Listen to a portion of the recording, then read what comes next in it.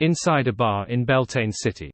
Roy, Biles, Phil, and Pasha sat around a small round table, guzzling down Southville beer. They didn't talk much as they listened to the drunkards in the next table discussing supernatural powers and mysticism incidents. Before this, I saw that, not only do the Phasations look like bears, but they could also control fire, throwing them out like javelins. No way. Supernatural powers actually exist. Haha, that's because you don't know a thing. I was drunk one day and slept near the cemetery. I saw people from the Church of Evernite appear with a few ghosts out. Yes, ghosts. They floated in the air, and it was terrifying. It was unknown if the drunkards were sharing stories from personal experiences or from hearsay, but the way they described it was with so much agitation that saliva kept flying as their faces flushed red. That's what they're like. They only become more excited after drinking. They always like to brag and be dramatic despite usually being depressed. Biles was a Beltane local. Upon seeing this, he explained, ever since the coal mines began to run dry, young people gradually left Beltane and headed for Constant and Backland. The atmosphere here has become more and more oppressive, and the city is just declining by the day.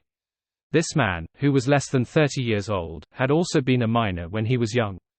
He was lucky to survive in the mines. His skin was tanned from all the labor. His exposed muscles weren't too exaggerated, but it gave people the feeling that they were made of steel. As the leader of the group, Roy smiled and said, "What they're saying might be the truth. They're not bragging. The previous war has indeed exposed supernatural powers to many people, especially the soldiers who were directly involved. As long as they're still alive, they will have the corresponding experience. Besides, this also brings about many fortuitous encounters, making it so that people who had zero chance of interacting with supernatural powers or true mysticism to become beyonders." The way he expressed himself was very subtle, as though he was talking about others, but in reality, this was exactly what the four of them had experienced. Biles and Roy had participated in the defense of Beltane City before. Phil had once been ransacked by the Phasations, but he was lucky to not have died. Pasha and her former citizens had seduced and ambushed a few Intis soldiers in the harbor battle. They had witnessed the deaths of many of their friends and obtained supernatural powers due to various reasons. After that, due to the chaos brought about by the war, they either lost contact with their unit, or they avoided it on their own accord without the officials learning about it. Slowly, they got to know each other and became friends with each other due to their common experiences. This time, they had come to Biles's hometown in Beltane to seek out any friends and family who might have survived. The reality of this world far exceeds our imaginations. Pasha, who had long dark blonde hair and deep blue eyes, sighed. She was only in her 20s, and she was quite good-looking. However, her face was a little thin, accentuating the protrusion of her cheekbones. This made her look much older than her actual age. In the future, we will lead different lives. Roy, who had the typical Loanese characteristics, raised his cup to a brand new future. Before he could finish speaking, someone in the bar suddenly screamed. The experienced Roy and company quickly raised their vigilance and cast their gazes over. They saw a young man dressed in ordinary clothes, lying on the ground, rolling back and forth as if he was in extreme pain. Under the dim yellow gas wall lamps, everyone realized that the clothes on the young man's back had been torn open, revealing blood-red streaks. It was as if he had been whipped by a whip. However, no one around him held a whip. The victim had only let out one scream. This was only possible if he had been whipped countless times in an instant. But if that were the case, how could no one notice it? He's holding a wallet. Could this have something to do with the anomaly just now? The thin Phil took several looks and said after some deliberation, "Shall I take a look?" Roy thought for a moment and nodded. "Be careful." Phil grunted and walked over from the small round table. With the help of the crowd, he approached the young man who was now whimpering instead of rolling about. He quietly extended his left hand. His target was the seemingly ordinary leather wallet. "Ah!" Phil suddenly screamed as he watched his left wrist snap and land on the ground. Blood splattered from the stump onto the faces and bodies of the people around them. The scene instantly froze. The drunken guests were first stunned before swallowing their saliva. Then, they turned around and ran frantically towards the door or to the corners. "Something's wrong. No one attacked me." Phil nearly fainted from the pain, but he still forced himself to tell Roy, Biles, and Pasha what he had just experienced. Roy's eyes narrowed as he decisively said, "Let's get out of here first." He then turned his head and said to Biles, "Pick up Phil's hand and preserve it well." I remember that a military doctor I met before is also from Beltane. After he got discharged from the army, he came here and opened a private clinic. He can effectively treat this kind of wound. The military doctor named Weber was also a Beyonder. When he participated in the war in the South, he had advanced step by step, obtaining medical skills that surpassed reality. It was said that he could sew up a severed limb and restore it to its former flexible state. All right. Biles agreed without hesitation. He took a few steps forward, took out a wooden box, picked up Phil's severed hand, and put it in. At the same time, Pasha used the mystical ointment she had bought previously to stop Phil's bleeding, and bandaged it. Soon after, the group of 4 left the bar. After many inquiries, they finally found Weber's clinic with the help of passersby. The clinic hadn't closed for the day, and the light from the gas lamps inside spread outwards, casting a dim yellow light. Roy politely pulled at the doorbell again and again as he heard the ringing echo inside. However, after a few minutes, no one came to open the door. "He's drunk." Pasha looked at the miserable Phil and made a guess. Roy shook his head. "I remember that Weber isn't one to drink. Other than being more amorous, he doesn't have any bad habits. Perhaps, he's currently." As he spoke, the middle-sized man with a face full of weathered pockmarks pushed the door open and realized that it was not locked. It was ajar. As the door opened, Roy, Biles, and the others saw 2 figures. 2 figures were hanging in the middle of the clinic. Due to the wind blowing in from the outside, they swayed gently. One was a man in his 30s wearing a white coat, while the other was a young lady in a nurse's uniform. Their lower bodies were naked and their eyes were protruding. Their mouths were half open, and their tongues were squeezed out. They were hung on the ceiling by an invisible rope. Their expressions were filled with fear, despair, and blankness. Weber, Roy recognized the dead man. He, along with Pasha, Phil, and Biles, felt a chill run down their spines. They didn't know why something like this had happened, nor did they know what kind of horrors such an unknown might bring. Boom! The sound of a chair being knocked over sounded from the side, jolting the dazed Roy and company. They looked in the direction of the voice and saw a lady carrying a baby standing up in a fluster. She whispered in horror and confusion, they were having an affair. What had this got to do with their encounter? Roy took a deep breath. He felt that he shouldn't stay here for long. He quickly instructed, "Let's go." He didn't ask Pasha to comfort the lady, nor did he attempt to obtain the clinic's disinfectant and bandages. Biles and the others swallowed their saliva with great difficulty, turned around, and warily left the clinic. To Phil, the horror of the unknown had completely suppressed the pain in his left hand.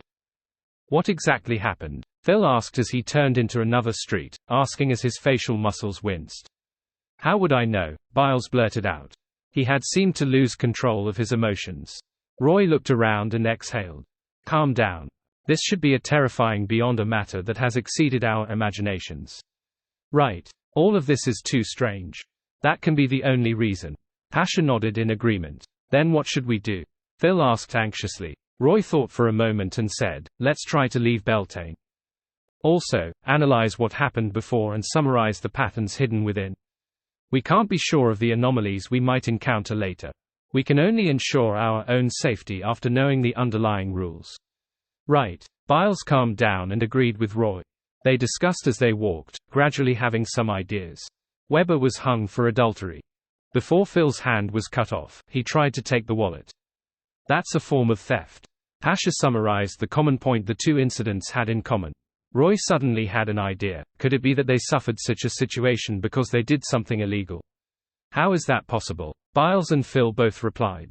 As soon as he said that, they suddenly had a corresponding guess, and their expressions turned solemn. Maybe there's an invisible law enforcer. That's the essence of this Beyonder incident. Biles said in thought. Roy tersely acknowledged and said, "That's highly possible. Next, we'll take note of our actions." Pasha and the others nodded and walked on the streets cautiously. Not long after, they arrived at the municipal square and saw that there were many people standing around the notice board. Notice. Roy and the others exchanged looks, wondering if it was a warning that the officials had given to the supernatural incidents. Hence, they approached and used the light from the street lamps to look at the notice on the wooden board. There was a piece of white paper stuck in the middle, and beneath it was a piece of yellow paper. It seemed to be an annex. As they quickly scanned through the notice, Roy, Pasha, and the others quickly had their eyes filled with horror. They seemed to understand the source of the matter. After reading the paper, their eyes landed on the yellow paper. All citizens are to arrest foreigners using all possible means. Arrest foreigners. Roy and the others felt their hearts tighten as they instinctively looked at the citizens around the notice board.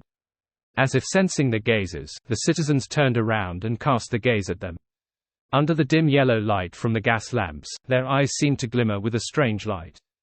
Haha, how can someone tell at a glance if another person is a foreigner? How do you distinguish that? Roy forcefully composed himself and pretended to be discussing the yellow paper's contents with his companions. He used the hidden meaning in his words to console Phil and Pasha so that they didn't need to panic. After all, other than Biles, who was a native, the remaining three were also citizens of Loan. They didn't have any southern continent blood in them. Nothing about their facial features stood out. But this is a supernatural incident. Pasha stammered. This couldn't be judged by common sense. Roy's heart froze as he looked at the citizens who were slowly approaching in a deadpan manner. He quickly shouted in a low voice, "Run." As soon as he finished speaking, he turned around and ran towards the nearest street entrance. Pasha and Phil followed closely behind. As a local, Biles tacitly held the rear, covering the surface of his skin with illusory fish scales. Bang, bang, bang. A few citizens raised the dual-barreled hunting guns and fired. Roy, Phil, and Pasha were Beyonders who were relatively good at fighting. While running, they would occasionally change directions or roll forward, successfully dodging the attacks. Following that, under Pasha's guidance, they passed through the streets and escaped their pursuers before hiding in an empty dark corner. What should we do? Phil, who had lost a hand, panted as he asked, from the contents of the notice, we probably won't be able to leave this city. We need to figure out the rules and find a way around them. Although Roy was also very flustered, he still forced himself to calm down and think, lest the morale of the entire squad crumbled. Pasha looked at the wary Biles and asked, has such a notice ever appeared in the past? Biles nodded. Yes, although I rarely had the chance to go to the municipal square, I've been assembled there back when I was recruited into the army. I've seen that notice board. There shouldn't be any problems with the notice board. Perhaps those two pieces of paper are the key. The laws written on them contain mystic intent, Pasha said. Roy immediately expressed his agreement. That's right. Besides, I suspect that the laws have to be made public before they are put into effect. If we can find an opportunity to rip off those two pieces of paper, the corresponding restrictions might disappear. After hearing Roy's words, Pasha, Phil, and Biles fell silent. After a few seconds, Phil's facial muscles twitched as he said, let's give it a try. If we continue to be trapped in the city, even if we aren't caught by those citizens, we might be punished for various reasons. Although they were all Beyonders, their sequences weren't high. It wasn't a problem dealing with a few ordinary people, but facing the enmity of an entire city was extremely dangerous. Roy, Biles, and Pasha were more or less people who had been on the battlefield before. They knew that hesitation was the worst action to take in such situations, so they agreed to Phil's suggestion. Under the guidance of the rather experienced hunter, Pasha, the group of four made a detour and returned to the municipal square from another street. At this moment, the residents who were surrounding the notice were no longer there. It was as if they were searching the entire city for foreigners. When they saw the notice board that stood silently in the middle of two gas lamps, Roy and company carefully approached it, ready to escape at any moment. After approaching the target, Roy suddenly thought of a question. He hurriedly lowered his voice and asked, is destroying the notice considered an illegal act? In theory, yes. Pasha was taken aback. They then cast their gaze at the notice board and scanned through the list of crimes stipulated by the third law. 8. Destroying public property. It really exists. Biles blurted out. Phil, whose face had turned pale due to the blood loss, turned paler. After some thought, he said, what kind of punishment does destroying public property entail? This wasn't a very serious crime, and the corresponding punishment should be relatively lenient. If that was the case, Phil decided to take the risk to tear the notice and end this horrifying, bizarre event. First-timers get whipped. Just as Roy, Pasha, and Biles were pondering over the answer, a voice sounded from behind them. The four turned around in shock and saw a young man in a black robe and a tall hat. He looked ordinary. The man continued, a repeated offense is to have one's hand lopped off. I'm not sure what happens after that. How do you know that? Fully alert, Roy frowned as he gripped his concealed dagger. The young man smiled and said, I've tried. It's useless. The notice gets restored very quickly. So, you've been whipped? Pasha asked in enlightenment. Yes. The young man nodded with a relaxed expression. However, because I also committed fraud, I was later punished with having my hand lopped off. Fraud? Biles asked, puzzled. The young man chuckled and replied, to put it simply, I didn't personally destroy the notice. Instead, I created a dummy to do it. The one who was whipped was also the dummy. As he spoke, he raised his right arm. Like Phil, his wrist was cut neatly. His stump was ghastly white and red, as though he was still bleeding. Suddenly, the stump's flesh squirmed and twisted, as transparent worms crawled out. They intertwined with each other and formed a new hand. During this process, Roy and the others didn't feel the slightest bit of fear. This was because the moment they saw those worms which had details they couldn't discern, their thoughts were thrown in a mess. Random thoughts ran through their minds as they found it difficult to control their emotions. After the palm was covered with skin and became normal, the Beyonders recovered. They retreated a few steps in shock, surprise, and fear. The scene just now had exceeded their understanding. By the way, I forgot to introduce myself. I'm a wandering magician. The person who had committed a fraud and a case of destruction of public property was none other than Klein. He swept a glance at the four Beyonders and said with a smile, my best magic trick is to grant someone's wishes. Do you have a wish you would like granted? Upon hearing this question, Roy's spirits rose as he asked with hope, can you take us away from Beltane? Of course, I'll do my best to do this, but not now. Klein gave his promise. Then, he looked at the handless Phil. He just said his wish. What's yours? Let my hand recover, Phil probed. All right. Klein cast his gaze at Biles. Take out his hand. After hesitating for a moment, Biles took out the wooden box as per the mysterious man's instructions and returned the hand inside to Phil. Come here, Klein said with a smile. Phil mustered his courage and walked over with his severed hand. Remove the bandages, Klein continued to instruct. Place the severed arm in its original spot. Let me remind you, don't have it reversed. Otherwise, you'll have to chop it off again and repeat the process. Seeing how confident the other party was, Phil felt a little more confident. He quickly pulled off the bandage that had been stuck to his wound with a twisted expression as he hissed. After placing his severed hand at the stump, Klein took out a piece of white paper and approached. Then, he reached out to wipe the wound. Silently, the piece of paper split into two while Phil felt the pain disappear. He quickly looked down and saw that his left wrist was perfectly intact. He couldn't even tell that he had been hurt before. Phil subconsciously moved his fingers and realized that he didn't lose any of his motor skills at all. Your wish has been granted. Klein took 2 steps back and smiled. Thank you, Phil replied in a daze. Klein looked at the other 2 Beyonders. What's your wish? Upon seeing that Phil's wish had really been fulfilled, Biles immediately stepped forward and said, I want to know where my family is. Klein flicked his left arm and took out a silver mirror with ancient patterns. He lowered his head and said with a smile, what is the answer to that question? The surface of the mirror shimmered with aqueous light as silver words appeared one after another. Beltane Gloran Cemetery. Upon seeing this, Biles, who had his neck craned, felt his heart sink as he couldn't help but feel a strong sense of sorrow and disappointment. In the next second, new silver words appeared from the aqueous light. Gravekeeper's hut. This means that. Biles felt his sorrow turn to happiness as he sincerely said, thank you. As soon as he finished speaking, he suddenly thought of 2 questions. How many people could live in the graveyard? How many gravekeepers could there be? His family members definitely numbered more than 2 or 3. Biles's expression oscillated between gloom and joy before he fell silent. As a result, he didn't see the question posed by the silver mirror. Great Master, did I answer kindly enough? Yes. Klein nodded indiscernibly as he cast his gaze at the remaining lady. Pasha thought for 2 seconds and said, my wish is for you to protect us until we leave Beltane alive. She realized that Roy's wish was problematic because they might not necessarily leave Beltane alive. Smart. Klein praised with a smile. Your wish will be granted. Then what price do we have to pay?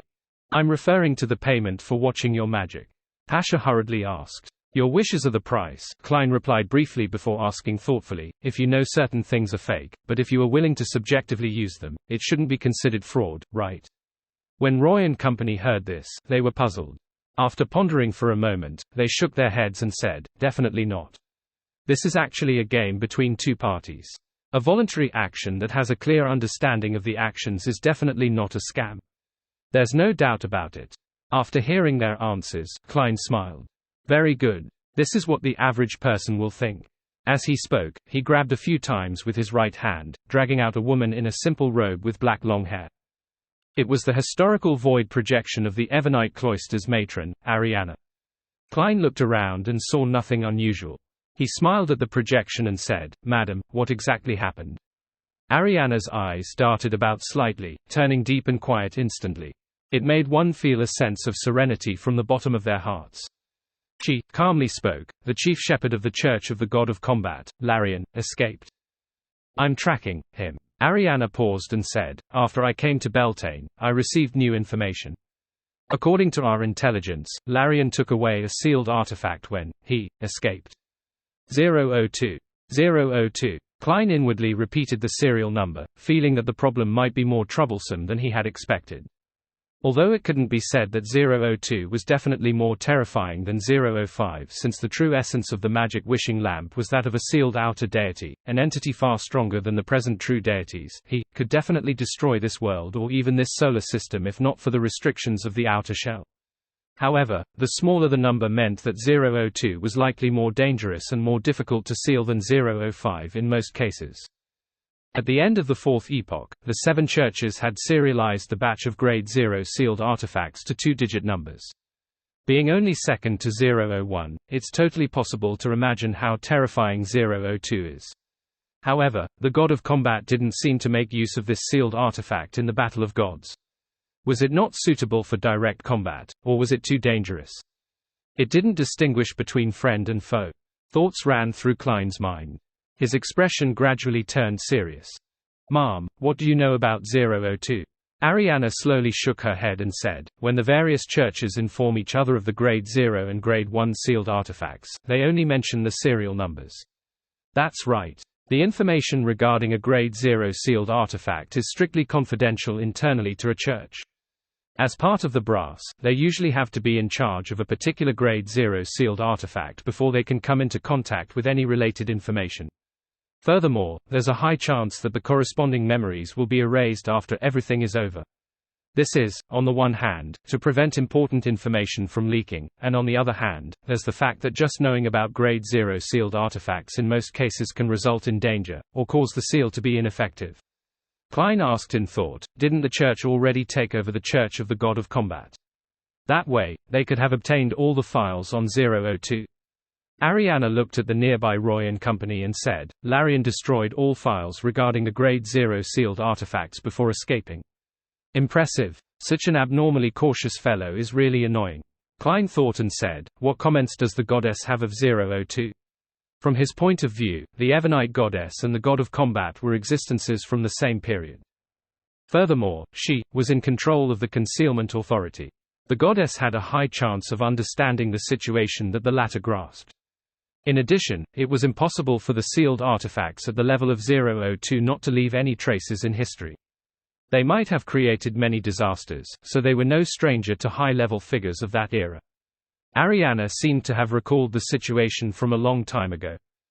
She stated without any pause, "In the past revelation, the goddess called 002, the Book of Rules." Book of Rules. That's even more terrifying. Klein's eyes narrowed as he made plenty of connections. In his past life, he was a gaming enthusiast who played a broad genre of games despite not being too obsessed. He wasn't unfamiliar with the term, Book of Rules, at all. At this moment, Ariana added, "The fact that you happen to be in Beltane City might reveal some of the characteristics of 002.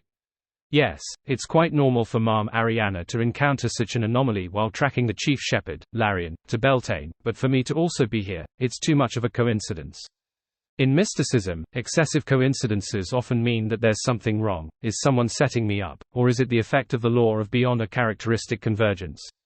Based on the present situation, the setup doesn't seem targeted, and how I'm already the owner of Sephira Castle, I can more or less sense something abnormal. If it's the law of beyond a characteristic convergence, eliminating the exiled Mr. Dor and the Antigonus ancestor who is sealed in the foggy town, the only ones that can influence me to this extent are Zaratul and Aemon. However, I've always been deliberately avoiding Zaratul. Aemon's true body should be under the true creator's pursuit. If it's just an avatar, it's impossible for it to produce such a powerful convergence effect. Yes, there's another possibility. The law of convergence between Sephiro, 002 attracted Sephira Castle, causing me to coincidentally come to Beltane today. If that's the case, even if 002 isn't a Sephira, it's definitely related to one. Klein, who had already suspected something, suddenly thought of a lot. He had a vague grasp of 002. He thought for a moment and said, from the development of the situation, the rules are gradually becoming stricter. That piece of yellow paper is evidence. Does this mean that the extent of 002's coming to life or the degree of reawakening is becoming deeper? Ariana nodded serenely and said, that's right.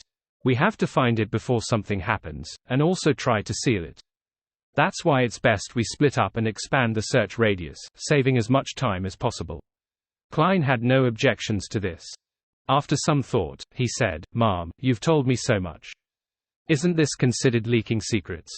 No. Ariana gave a rather clear answer. Leaking secrets refers to informing the outside world of the anomaly in Beltane via any way. This has cut off any physical connection between us and the outside world. That's fine. At least, there's no need to worry about any problems with our usual conversations. In short, it's fine if we don't curse. Klein silently heaved a sigh of relief and asked, the Nighthawks and mandated punishers here will abide by the rules on the notice?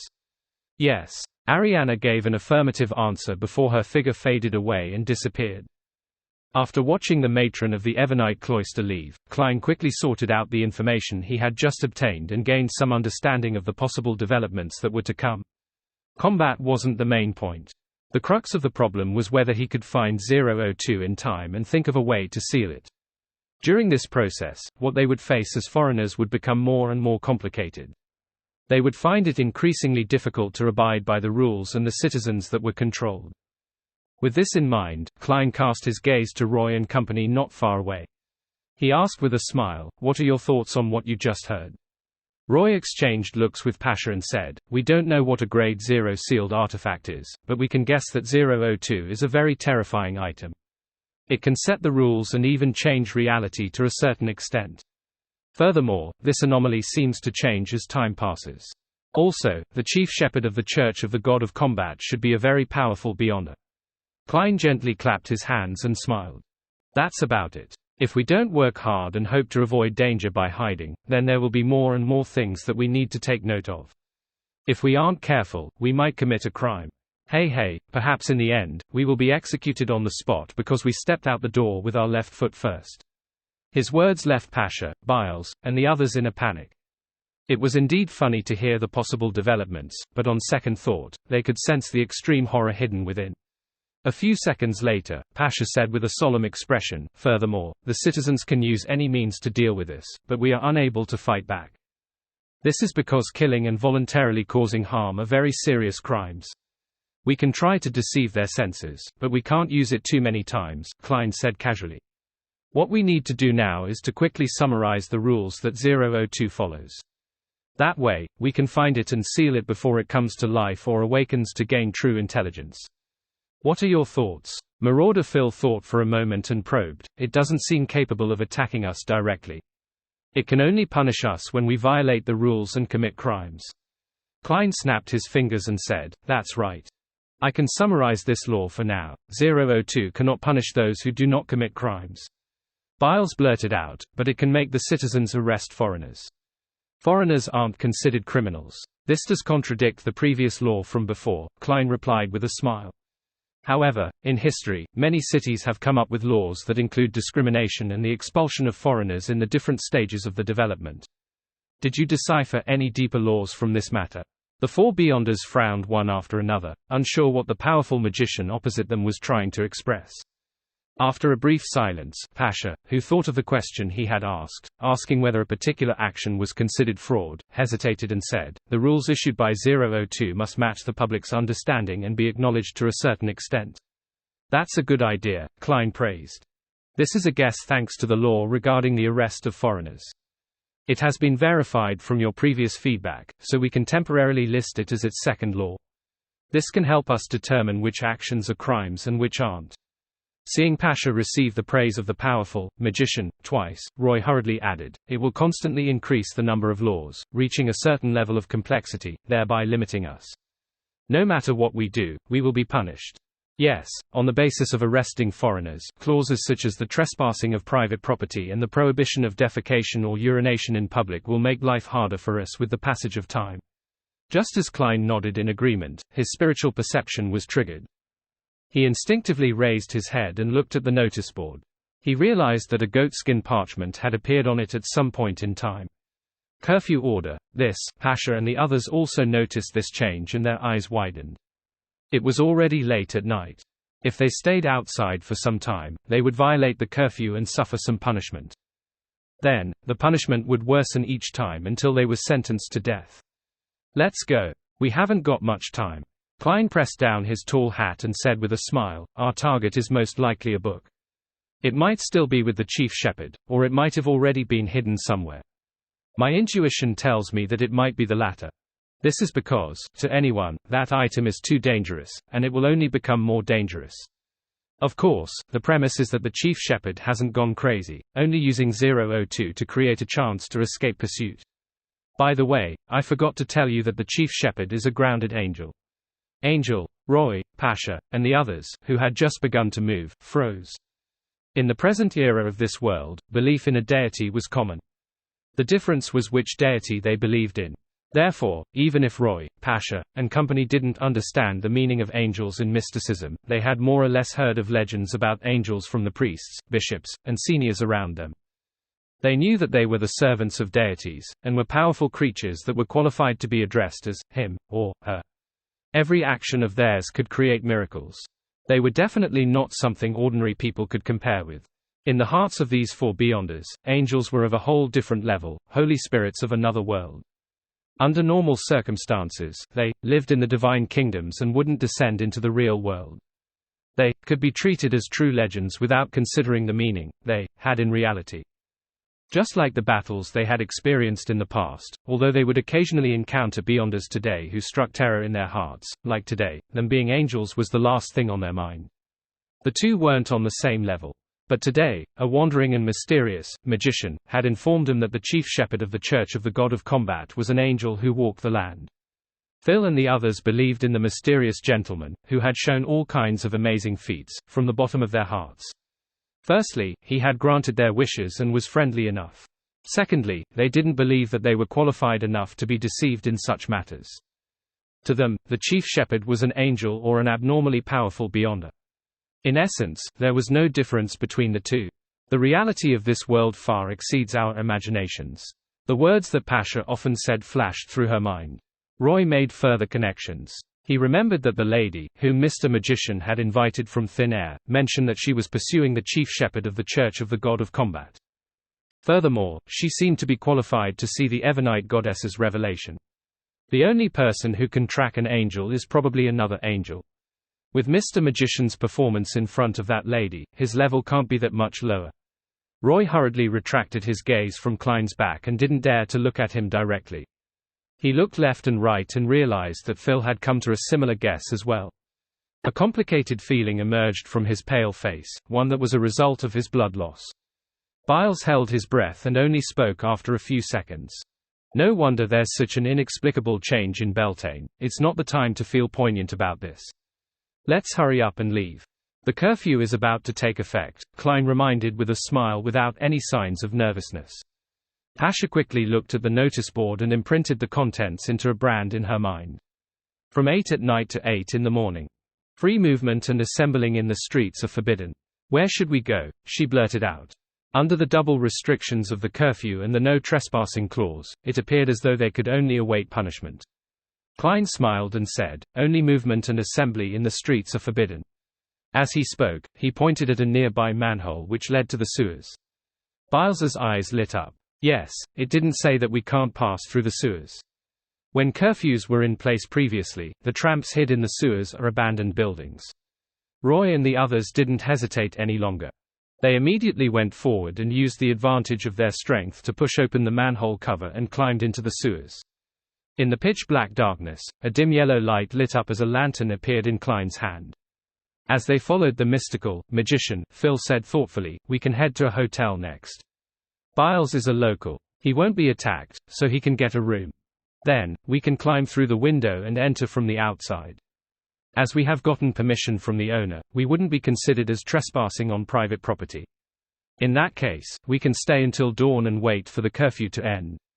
It's a very interesting idea, but our goal isn't to survive until dawn, Klein replied with a smile as he walked ahead of them with the lantern in hand. Roy nodded and said, if we don't do anything and stay in the hotel, the rules will increase one by one, becoming so detailed that guests aren't allowed to stay in hotel rooms. Actually, the most interesting thing about that proposal isn't the finding of loopholes to the restrictions, but that it reminded me of something. Klein turned his body slightly and looked at Biles. As a local from Beltane, he actually didn't attempt to capture us foreigners. In other words, he wasn't affected by the Yellow Paper's orders.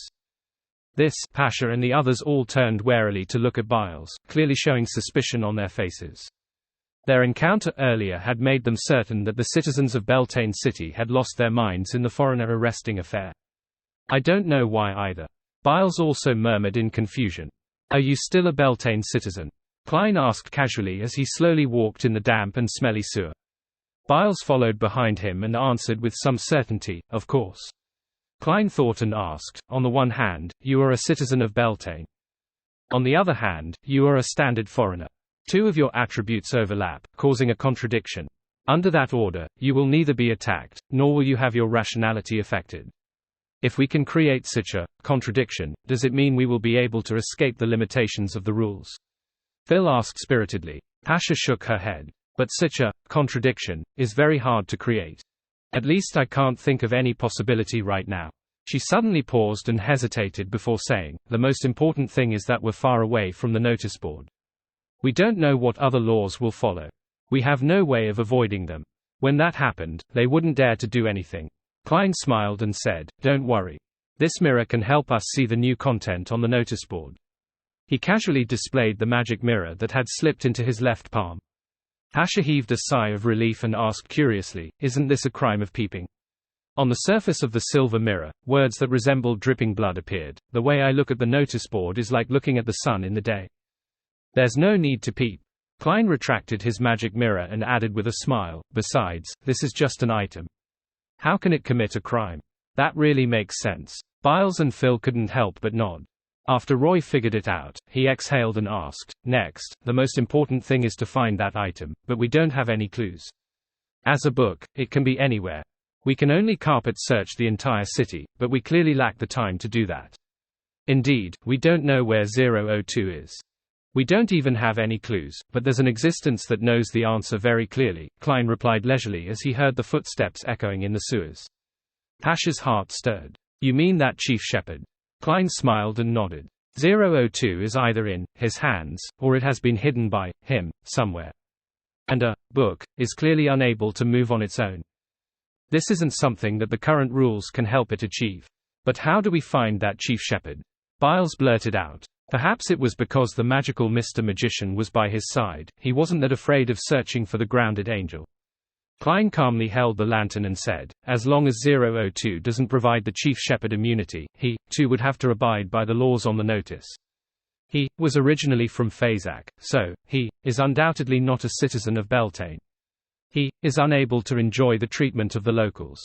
Similarly, although he is an angel from elsewhere and not a foreigner in the narrow sense of the word, he isn't human. He, too, will be pursued by the citizens. This can be confirmed. In short, that Chief Shepherd has to abide by the curfew and not trespass private residences. He can't hide in a public area that isn't open to the public at night. At the same time, as a fugitive, he likely doesn't have companions who have dual traits like Biles. Tell me, where do you think he will be? Roy's eyes darted around as he gave several answers: sewers, cemetery, cathedral before midnight, abandoned buildings. You can't enter the cemetery at night. The abandoned buildings are owned by someone or some group by virtue of its property rights, Pasha reminded. Yes. Once the sewers are restricted, we will head to the cathedral to search for the Chief Shepherd or wait for him, Klein said in a relaxed tone as though he was deciding on a trivial matter. Roy, Phil, and the others were stunned. They hadn't expected that they would be able to lock onto their target so easily. It just took a few words of discussion to expose an angel's whereabouts. However, there are quite a few cathedrals in Beltane. We have to act in concert to save time. Also, the cathedral might be able to forcefully resist the punishment by relying on his level as an angel and his powers. With that said, Klein lowered his head and said to the magic mirror in his hand, "Rhodes, monitor the entire city and pay attention to any anomalies." After giving his instructions to the mirror, Klein once again dragged Ma'am Ariana out of the fog of history and asked her to be in charge of the cathedrals of the Church of Evernite. After doing so, he turned around and said to Roy, Pasha, and company, "If we still can't find the chief shepherd after all that is done, it means that he has either left Beltane, leaving 002 behind to attack the enemy, or he has already gained control of 002 to a certain extent. In short, we can proceed by means of elimination for now." Roy and company nodded in unison as they continued following Klein in the sewers. After a few minutes, the ancient silver mirror reflected a scene. On the signboard, there was another piece of paper with new rules. Because of municipal maintenance works, no living being is allowed to enter the sewers from now on. Content is being added at an increasing rate. Klein frowned indiscernibly as he muttered to himself before taking out a human-skinned glove. Immediately after, he gestured for Pasha and the others to hold hands. Then, he grabbed one of them by the shoulder and led them out of the sewers to teleport to the nearest storm cathedral. During this process, the four Beyonders first saw the rats and cockroaches in the sewers twitching as they died one after another. Following that, they were attracted by the strange and abstract spirit world, as though they had suffered some sort of catharsis at the mental level. Although there weren't many supplicants in the storm cathedral in the evening, Klein chose to appear on a corridor that led to the garden so as to avoid conflict. "How magical," Pasha muttered to herself as she looked at the settling surroundings. Roy suppressed his emotions and looked around. If that chief shepherd comes to the cathedral to tide over the curfew, he could be somewhere like this. If one isn't worried about accumulating the number of crimes they commit, an angel has too many ways to fool the average person, Klein said casually. "I'll send you to the other cathedrals later. Try to stay in places with glass windows and mirrors. Once you discover any outsiders that might be from Phazak, find an opportunity to draw a symbol." Before he could finish his sentence, his head suddenly turned as he looked at the door leading to the garden in the prayer hall.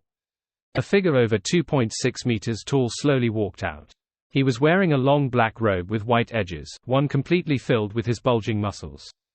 This was an old, white-bearded man wearing a square hat. His eyes were pale blue, and he had few wrinkles. He had an aura of superciliousness. The chief shepherd of the Church of the God of Combat, Larian.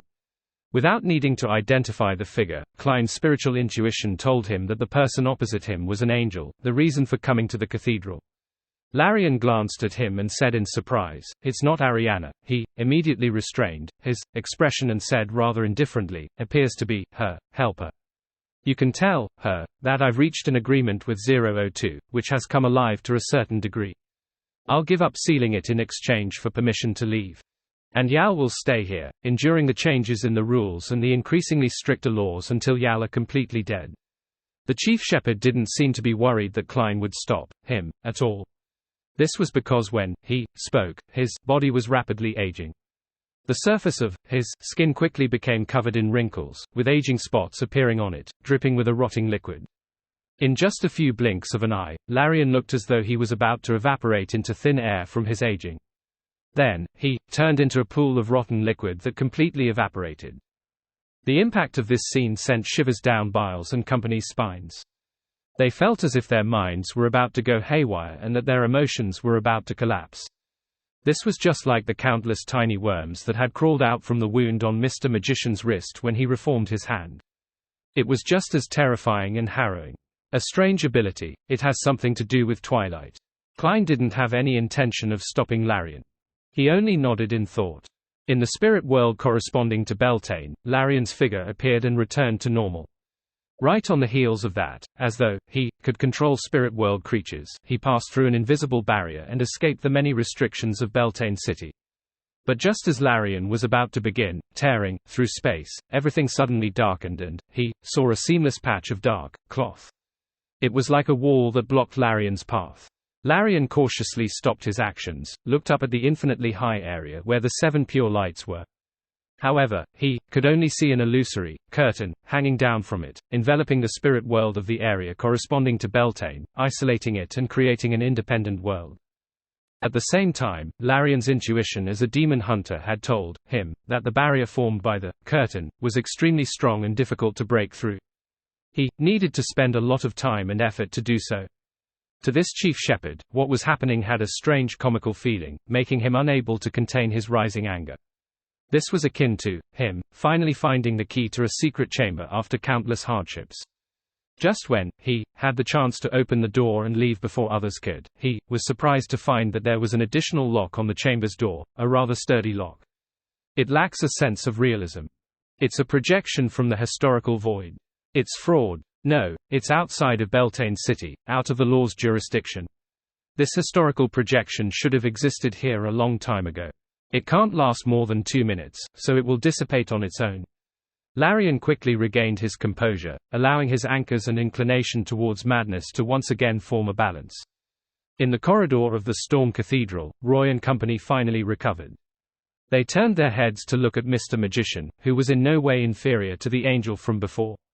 Pasha hesitated for a moment before saying fearfully, he seems to have escaped. This way, they wouldn't be able to obtain any information about 002's location. Relying on a carpet search would be too late. Furthermore, no one present knew what the terrifying sealed artifact looked like. Describing it as a book made it too wide a scope. I can only think of other solutions, Klein replied with a smile. Do you have any suggestions? He had been waiting for Larian to return and negotiate with him, but he realized that the chief shepherd would rather wait in the spirit world for the curtain, historical projection to disappear. And although he could enter the spirit world as well, he was unable to break through the strange barrier created after 002's law changing. As he spoke, Klein seriously considered other solutions and made a few worms of spirit control his body. He spoke to the Beyonders beside him in an attempt to find inspiration through the discussion. We should take the initiative to create a contradiction that's similar to what happened to Biles so that we'll be in a relatively safe state. Only by doing so will we be able to begin our search. Phil brought up the idea that he had previously had. Pasha shook her head. But if we use this kind of contradiction to do something, 002 will definitely add new rules to resolve the corresponding problems. But this can still buy us some time, Phil emphasized. That is something that can be done, Roy agreed, and added, but our focus should be on finding 002. Perhaps we can create some contradiction that will make it expose its location. As for what kind of contradiction could achieve such an effect or how to create it, he hadn't come up with an idea. In the event of a contradiction, new rules will be added to resolve it. Klein wore a smile as he listened silently. Sparks flew as his thoughts crashed in his mind. At that moment, aqueous light appeared on the surface of the magic mirror in his hand as silver words appeared. Pasha, do you want to know what the new content on the notice board is? The mirror directly asked me. Why did it ask me directly? Pasha was taken aback for a moment before she hurriedly nodded and answered, yes. The aqueous light in the silver mirror quickly returned and presented a scene of the notice board. There were 2 new rules. In compliance with the curfew order, the various cathedrals will shut down early. All hotels shall only accommodate guests who have registered their identities. Phil panicked. Where do we go now? He had no idea how he, Roy, and Pasha could escape the punishment. Roy and Pasha exchanged looks as various thoughts surged through their minds, but none of them were viable. At this moment, Klein, who had been maintaining his silence, smiled and cast his gaze at Biles. Where's your house in Beltane? A rental apartment on 18 Maple Street, but that apartment has already collapsed from the blast of an artillery shell, Biles answered, slightly perplexed. Klein smiled and said, you can make a wish to return your house to its original state. I'll grant it. Can that be done? Although the magician had healed Phil's severed hand with unbelievable powers, Biles still felt that it would be much more difficult to restore a collapsed house to its original state. After all, Dr. Weber, the military doctor who Roy mentioned, was capable of doing that. Of course. Klein smiled and reminded him. Make haste. At that moment, the supplicants in the cathedral were leaving one after another. Biles didn't dare to delay any further as he immediately said, I wish that my house will return to its original state. All right. Klein raised his right hand and snapped his fingers. Your wish has come true. While Roy and company were in a daze, Klein activated teleport once again and brought him to 18 Maple Street. He stopped outside a 2-bedroom room. Biles stared blankly at the familiar wooden door in front of him. Subconsciously, he reached out his right hand and pushed it open. The cupboard, gas stove, bunk bed, wooden table covered in oil, and the messy old newspapers strewn everywhere were reflected in his eyes as his eyes immediately moistened. Before the war broke out, he often saw his mother busying herself around the coal stove when he came back from the mines. His father and brother either made use of the time to do some repairs or help to handle the spoiled parts of the fruit and vegetables. They did some of the work that could be taken home. His young niece learned the alphabet from old newspapers under the guidance of her mother while she put together matchstick boxes. Although such a life was tough and didn't have any ability to avoid risks, it was still a wonderful memory for Biles. It was many times better than the dark mine paths, heavy oars, and the whipping from the supervisors.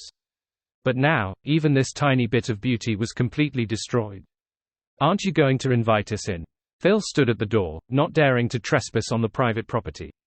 After snapping back to his senses, Biles hurriedly said, "Please come on in." After entering the unoccupied house, Klein pulled a chair that could break at any moment and sat down. He then fell silent. Roy, Pasha, and the others did not dare to disturb the gentleman as they waited quietly by his side. After 20 to 30 seconds, Klein suddenly looked around and said with a smile, "I have an idea that requires verification. Who wants to work with me on this?" "I'll do it," Roy replied without hesitation. Klein smiled and replied, "Afterward, don't truthfully answer the questions. I'm looking for the loopholes hidden in 002's rules." Roy nodded and said, "That wouldn't be an issue." Klein immediately took out the magic mirror and said to Roy, "Ask it a question." Roy thought for a moment and said, "Where can I find my next potion?" A scene appeared on the surface of the silver mirror. It was the chief shepherd of the Church of the God of Combat, Larian, who was pacing around the spirit world. Quote ellipsis quote. Roy's expression instantly stiffened. Then, he heard Mr. Magician say, "It's your turn to answer its question. Remember, don't give it the correct answer." Roy hurriedly reined in his thoughts and looked back at the mirror. He saw that the mirror had already transformed into Mr. Magician himself, and a few more lines of blood-like text appeared. "Who did you give your first time to?" Roy instantly recalled the past as his face flushed red. Then, he answered according to Mr. Magician's instructions, "I'm not sure." A lie. The blood-colored text on the silver mirror instantly condensed into the terrifying words, "Ha!" A bolt of lightning appeared out of nowhere and struck Roy. Roy convulsed in pain as his body was charred black. His hair stood on end, but his life wasn't truly in danger. Biles, Pasha, and Phil were all startled, unsure what had just happened. At this moment, Klein looked around and smiled. "Look, the mirror didn't get punished for voluntarily causing harm. A real opportunity lies in here." A real opportunity. Pasha, Biles, and Phil were delighted to hear this. It was as if they had finally seen the light after searching for a long time in the dark night. "What kind of opportunity?" Roy blurted out from his dazed state. Klein wasn't in a rush. He smiled and said, "Did you guys not notice? There is no clear indication on the notice of who the enforcer is." As a keyboard warrior in the past, Klein had always claimed to be a jack of all trades. Furthermore, he had interacted with many lawyers in his life and had an Earl of the Fallen marionette before. He had the basic foundation needed when it came to the law and rules. That's right, the announcement only mentioned a new consul, and it's not clear who the enforcer is. We encountered an invisible justiciar previously. Pasha and the others revealed a thoughtful expression. Upon seeing this, Klein reached out his hand and stroked the surface of the magic mirror as though he was combing an animal. Under normal circumstances, everyone has tacitly acknowledged that the police and the authorities responsible for dealing with supernatural cases enforce the law. This is confirmed through a series of legal documents or the corresponding public knowledge. But this time, the rules haven't reached such an airtight level. If we say that the rules are built on a blank slate composed of the original laws, directives, and rules, then we should have seen the police, the Nighthawks, or the mandated punishers when we committed crimes, but that's not the case. In other words, the corresponding enforcer is indeed vague. Pasha, who was the most knowledgeable among the four Beyonders, thought for a moment before saying, perhaps, the law enforcer is an abstract concept. Or perhaps, it is tacitly equivalent to the new consul. The latter isn't clear either. It doesn't make it clear who the new consul is. This way, it can be anyone. The former isn't obliged to make it known. Klein simply replied. Phil frowned and said, but we can't enforce the law like the citizens. The corresponding authority is determined by eliminating groups via labels, Klein explained with a smile. Foreigners are targets of ostracization and pursuit, so they obviously lack the required law enforcement rights. As for the citizens, they only have it when dealing with foreigners. This is confirmed through the notice. Without waiting for Roy and Biles to speak, Klein continued, "So, I just used the contradiction hidden in this matter to get Roy to test it. The result is exactly as I predicted. First of all, the magic mirror isn't a foreign living being, neither is it a local. It's just an item with a certain level of intelligence. It cannot be placed into any particular group. This way, in a situation where the law enforcer isn't clear, those who aren't part of the elimination process have the right to enforce the law. Secondly, it had punished a foreigner. Those notices imply that all who deal with foreigners are law enforcers.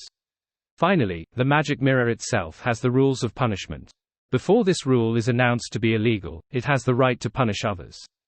Based on the 3 points above, I believe that 002 should be in a lot of conflict right now. Next, it will definitely issue a new law to clearly determine the main body of law enforcement, to mend the loopholes in this area. Once the main body of the law enforcement is revealed, it will contain a lot of information. It will help us lock onto the target. Hey, if 002 uses a method of adding prohibitions, it will definitely restrict itself, as it shares the same attributes as the mirror. This is definitely not its first choice. At that moment, Roy, Pasha, and the others, who were listening to Klein's recount, suddenly had the feeling that he was a knowledgeable and highly intelligent person. Could it be that Mr. Magician is a wise man who likes to travel among the commoners in legends? The four Beyonders each made similar but different guesses. At this moment, the magic mirror in Klein's hand emitted a misty aqueous light. Amidst the aqueous light, the silver mirror's surface showed the notice board. 2 more lines appeared on the bottom of the original piece of paper. All law enforcement must be carried out by the Trunsoist Brass Book or the group it authorizes. Any private rules can't surpass the official decree. Trunsoist Brass Book. This is the full name of 002. The opportunity is here. Klein's expression turned serious as he entered cogitation. He had forced 002 to clarify the main law enforcement to obtain more information so as to further understand the situation of the terrifying sealed artifact. And based on Klein's deduction, 002 was more or less related to a particular Sephira, just like how he was back when he had yet to become the owner of Sephira Castle. Therefore, furthering his understanding of it would inevitably result in reverse corruption, thereby establishing a certain connection.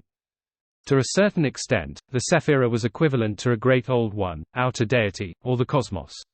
Back then, Klein had used such mysticism knowledge to lock onto the location of dark demonic wolf Kotar. Now, he was using it in the opposite direction.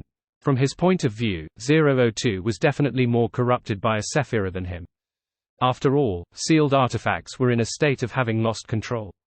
This was why they needed to be sealed. Under such circumstances, further understanding of 002 would result in corruption. The reality proved Klein's hypothesis. And it was also because of this danger that he didn't show the new content presented by Rhodes to the four Beyonders. In cogitation, Klein quickly sensed that he had an invisible connection with a certain spot. The indescribable corruption was surging over.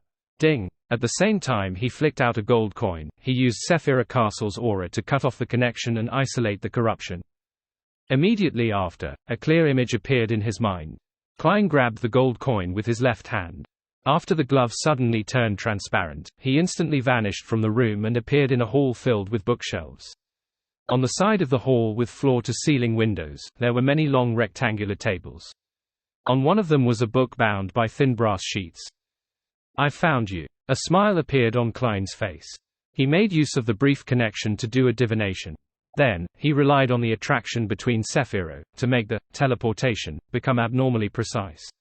The law of convergence between Sephiro would allow Klein to accidentally enter the library and discover the brass book. However, it might have happened 2 days later, 2 weeks later, or even 2 years later. It wouldn't happen in time to stop anything. Furthermore, this was under the prerequisite that 002 didn't do any corresponding interference or avoidance measures. The clothes on Klein's back suddenly cracked as blood-red strokes appeared. This was a punishment for trespassing into a public area. Whipping. Thankfully, this crime is very light. And I won't be punished for this crime for the next 1 or 2 minutes. The rules will give the trespasser time to withdraw. Klein immediately reached out and grabbed a few times in the void. He didn't really pull out the figure of the ascetic leader, Ariana. This was because, to a noncommittal person, a historical projection was a form of fraud. He only used this method to send his location information to the servant of concealment. Due to the same reason, Klein dispersed the glove on his left hand. During this process, the brass book started flipping and displayed the rules. When one's rationality drops to 20% of its original value, there would be signs of losing control. Scholar of Yore has the ability to summon historical void projections. The success rate of summoning depends on the familiarity and friendliness of the target. The Trunsoist brass book is the most precious item. No living being is permitted to touch it. Those in violation are to be sentenced to death. One is not allowed to change the condition of the Trunsoist brass book in any way. Those in violation are to be sentenced to death. Quote. The rules made Klein's eyelids twitch. He felt his rationality constantly dropping. This caused the primordial one's mental brand in his body to become more active. The first part of the rules is presented in grayish-black, as though it's in a state that can't be changed. This requires 002 to awaken further. If it awakens to the extent of changing the rules in front, it'll be very terrifying. It might even reduce the success rate of my summonings, causing Beyonders to show signs of losing control if their rationality falls a little. With this we've fixed the problem of this variant of Aesir being too strong. As expected of 002. It fully lives up to its serial number. The text behind is presented in silver. Does this mean that the rules can be altered or enhanced? I can't touch it. I can't change its state. That also means that I can't take it away, nor can I directly conceal this sealed artifact. Perhaps I can use the Staff of the Stars or the Box of the Great Old Ones to directly move this library into the cosmos and let 002 face those outer deities. But if the outer deities were to grasp this sealed artifact, the problem might be greater than it is now. Klein hesitated for a moment and didn't risk summoning his Grade 0 sealed artifact. The next second, he heard a smacking sound. The figure of Ariana's simple linen robe and tree bark belt was quickly outlined at his side. She was lashed by an invisible whip, leaving behind an obvious bloody mark. The first problem has been resolved. Now, we need to consider the second problem. That is how to seal this fellow, Klein said as he made haste. It wouldn't be long before he would suffer a second punishment. Ariana shook her head. The corresponding information has been destroyed. We can only resolve it through trial and error. That's a little dangerous. We don't know, but someone definitely knows. Klein's heart stirred as he made his spirit body leave his body and enter the spirit world. Through the invisible barrier created by 002, he said to the Church of the God of Combat's chief shepherd, Larian, who was waiting for the curtain to disappear, perhaps we can make a deal. You want the method to seal 002? Larian turned around and chuckled. Do you think I'll agree? Actually, I'm very puzzled. Why must you sacrifice yourself for the fallen god of combat? By joining the Church of Evernite, you can still be an angel, and you can also receive blessings. You can also live for a very long time. Klein didn't directly respond as he said. Larian's expression darkened as he said, a mythical creature without any pious faith wouldn't be able to understand me. As an evil god, isn't it normal for me to not be devout? Klein couldn't help but mutter inwardly. This was his humanity. Seeing that Klein was momentarily at a loss for words, the chief shepherd of the Church of the God of Combat, Larian, revealed a solemn expression. Furthermore, the fall of a deity is only temporary. He will eventually return and awaken using my body. Quote.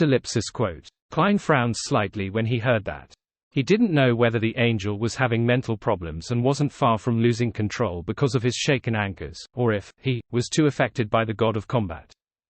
In a certain sense, he had become his backup. Ignoring the sequence 0 true deities, even kings of angels and a number of angels would often not completely die.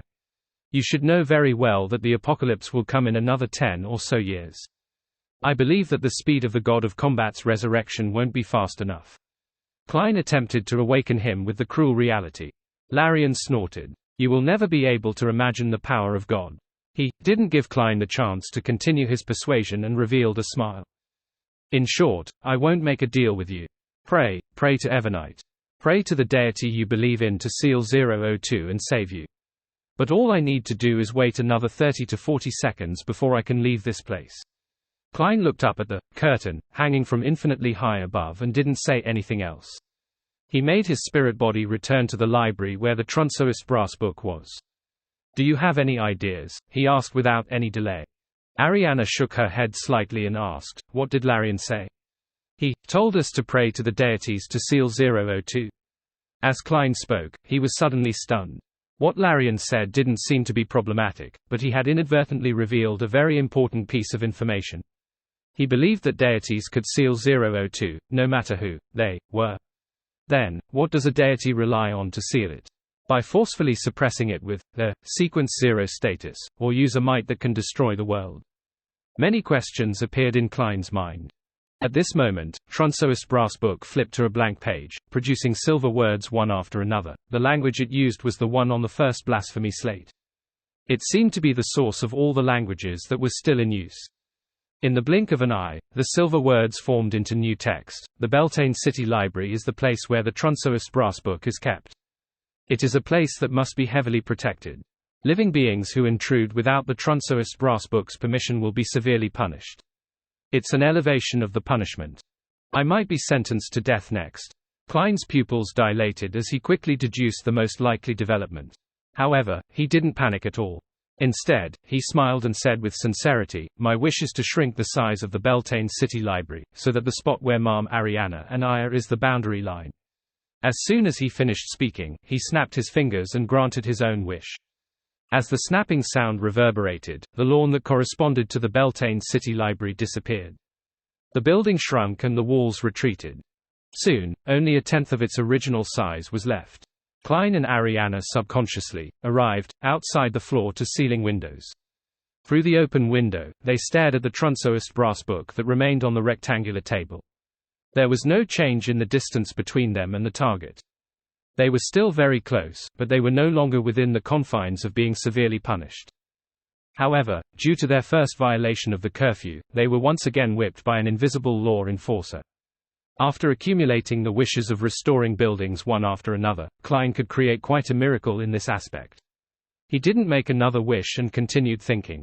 He analyzed the hidden meaning behind the words of the chief shepherd of the Church of the God of Combat. No, it shouldn't have been forcefully suppressed using a deity's status and level.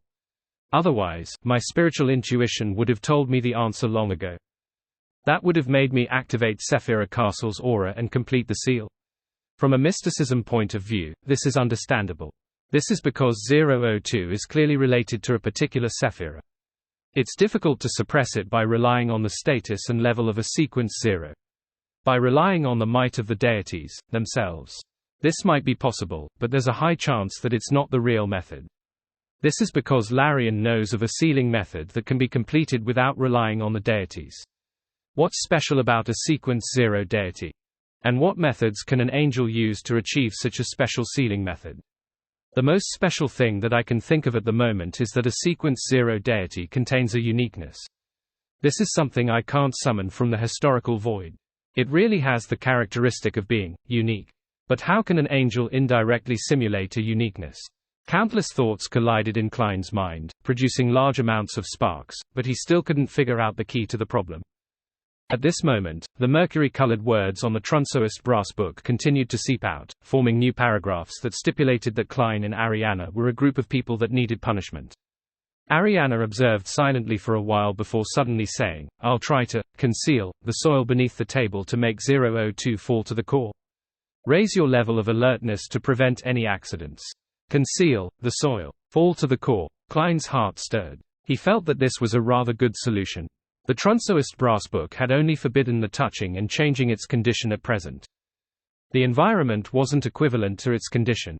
In addition, they were only forbidden from entering Beltane City Library.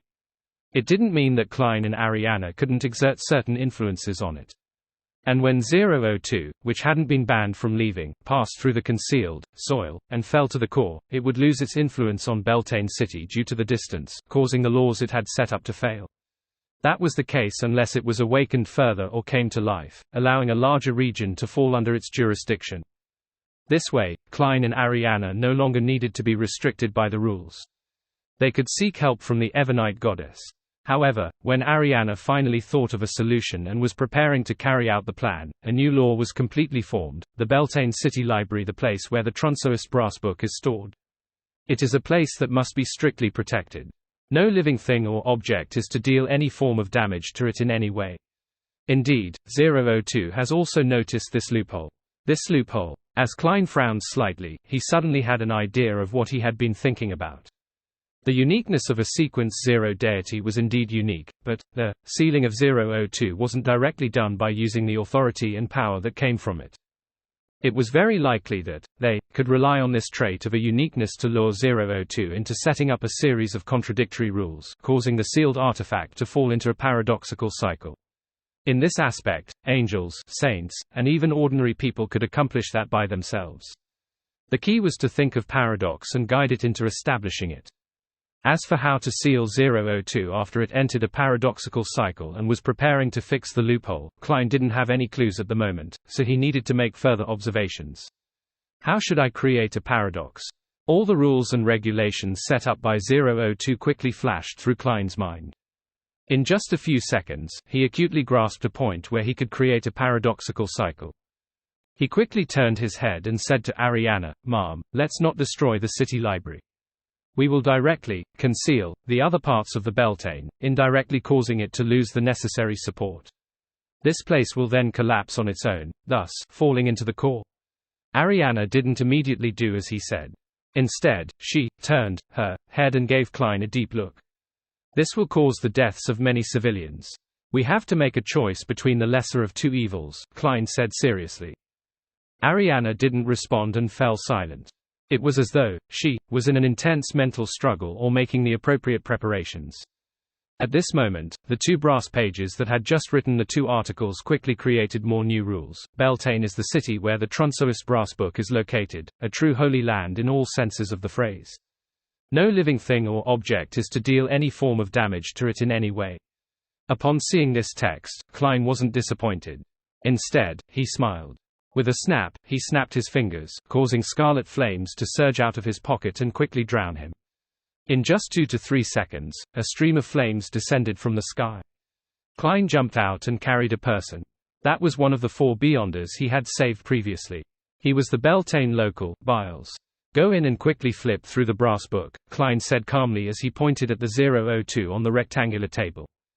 Biles didn't know exactly what had happened, but he believed that this magician, who had fulfilled 2 of his wishes, had found a way out of the situation plaguing Beltane. Thus, after taking a deep breath, he entered the city library through the miniaturized, open floor-to-ceiling windows. During this process, he didn't receive any severe punishments. In fact, he wasn't even whipped. Upon seeing this scene, Klein's smile widened. 002 had produced a paradox. Due to Rhodes's existence, the Tronsoist brass book could only do a most comprehensive prohibition, preventing any living being or object from dealing any form of damage to it in any way. As a city, Beltane's definition didn't just include its terrain and buildings. It definitely included the residents here. This way, if 002 punished a Beltane citizen like Biles, any damage to him would go against the law it had just issued. If it didn't punish him, it would go against the laws that prohibited him from entering the city library. Hence, the Tronsoist brass book had entered a vicious cycle. Of course, Klein believed that such a paradox would quickly be corrected by appending additional clauses. He only hoped that Biles would be able to flip through the brass book and find clues to sealing it. Pay attention to the currently open page. Once an article is about to take shape, immediately come out, Klein instructed as he stared at Biles and 002. Although Biles had witnessed Phil's severed hand, Weber's hanging, and Mr. Magician's palm fused from worms, and also had a certain understanding of the horrifying anomaly brought about by 002, his lacking level and experience made him unaware of the true horror behind this matter. He mostly explained it away as a horror tale coming to life.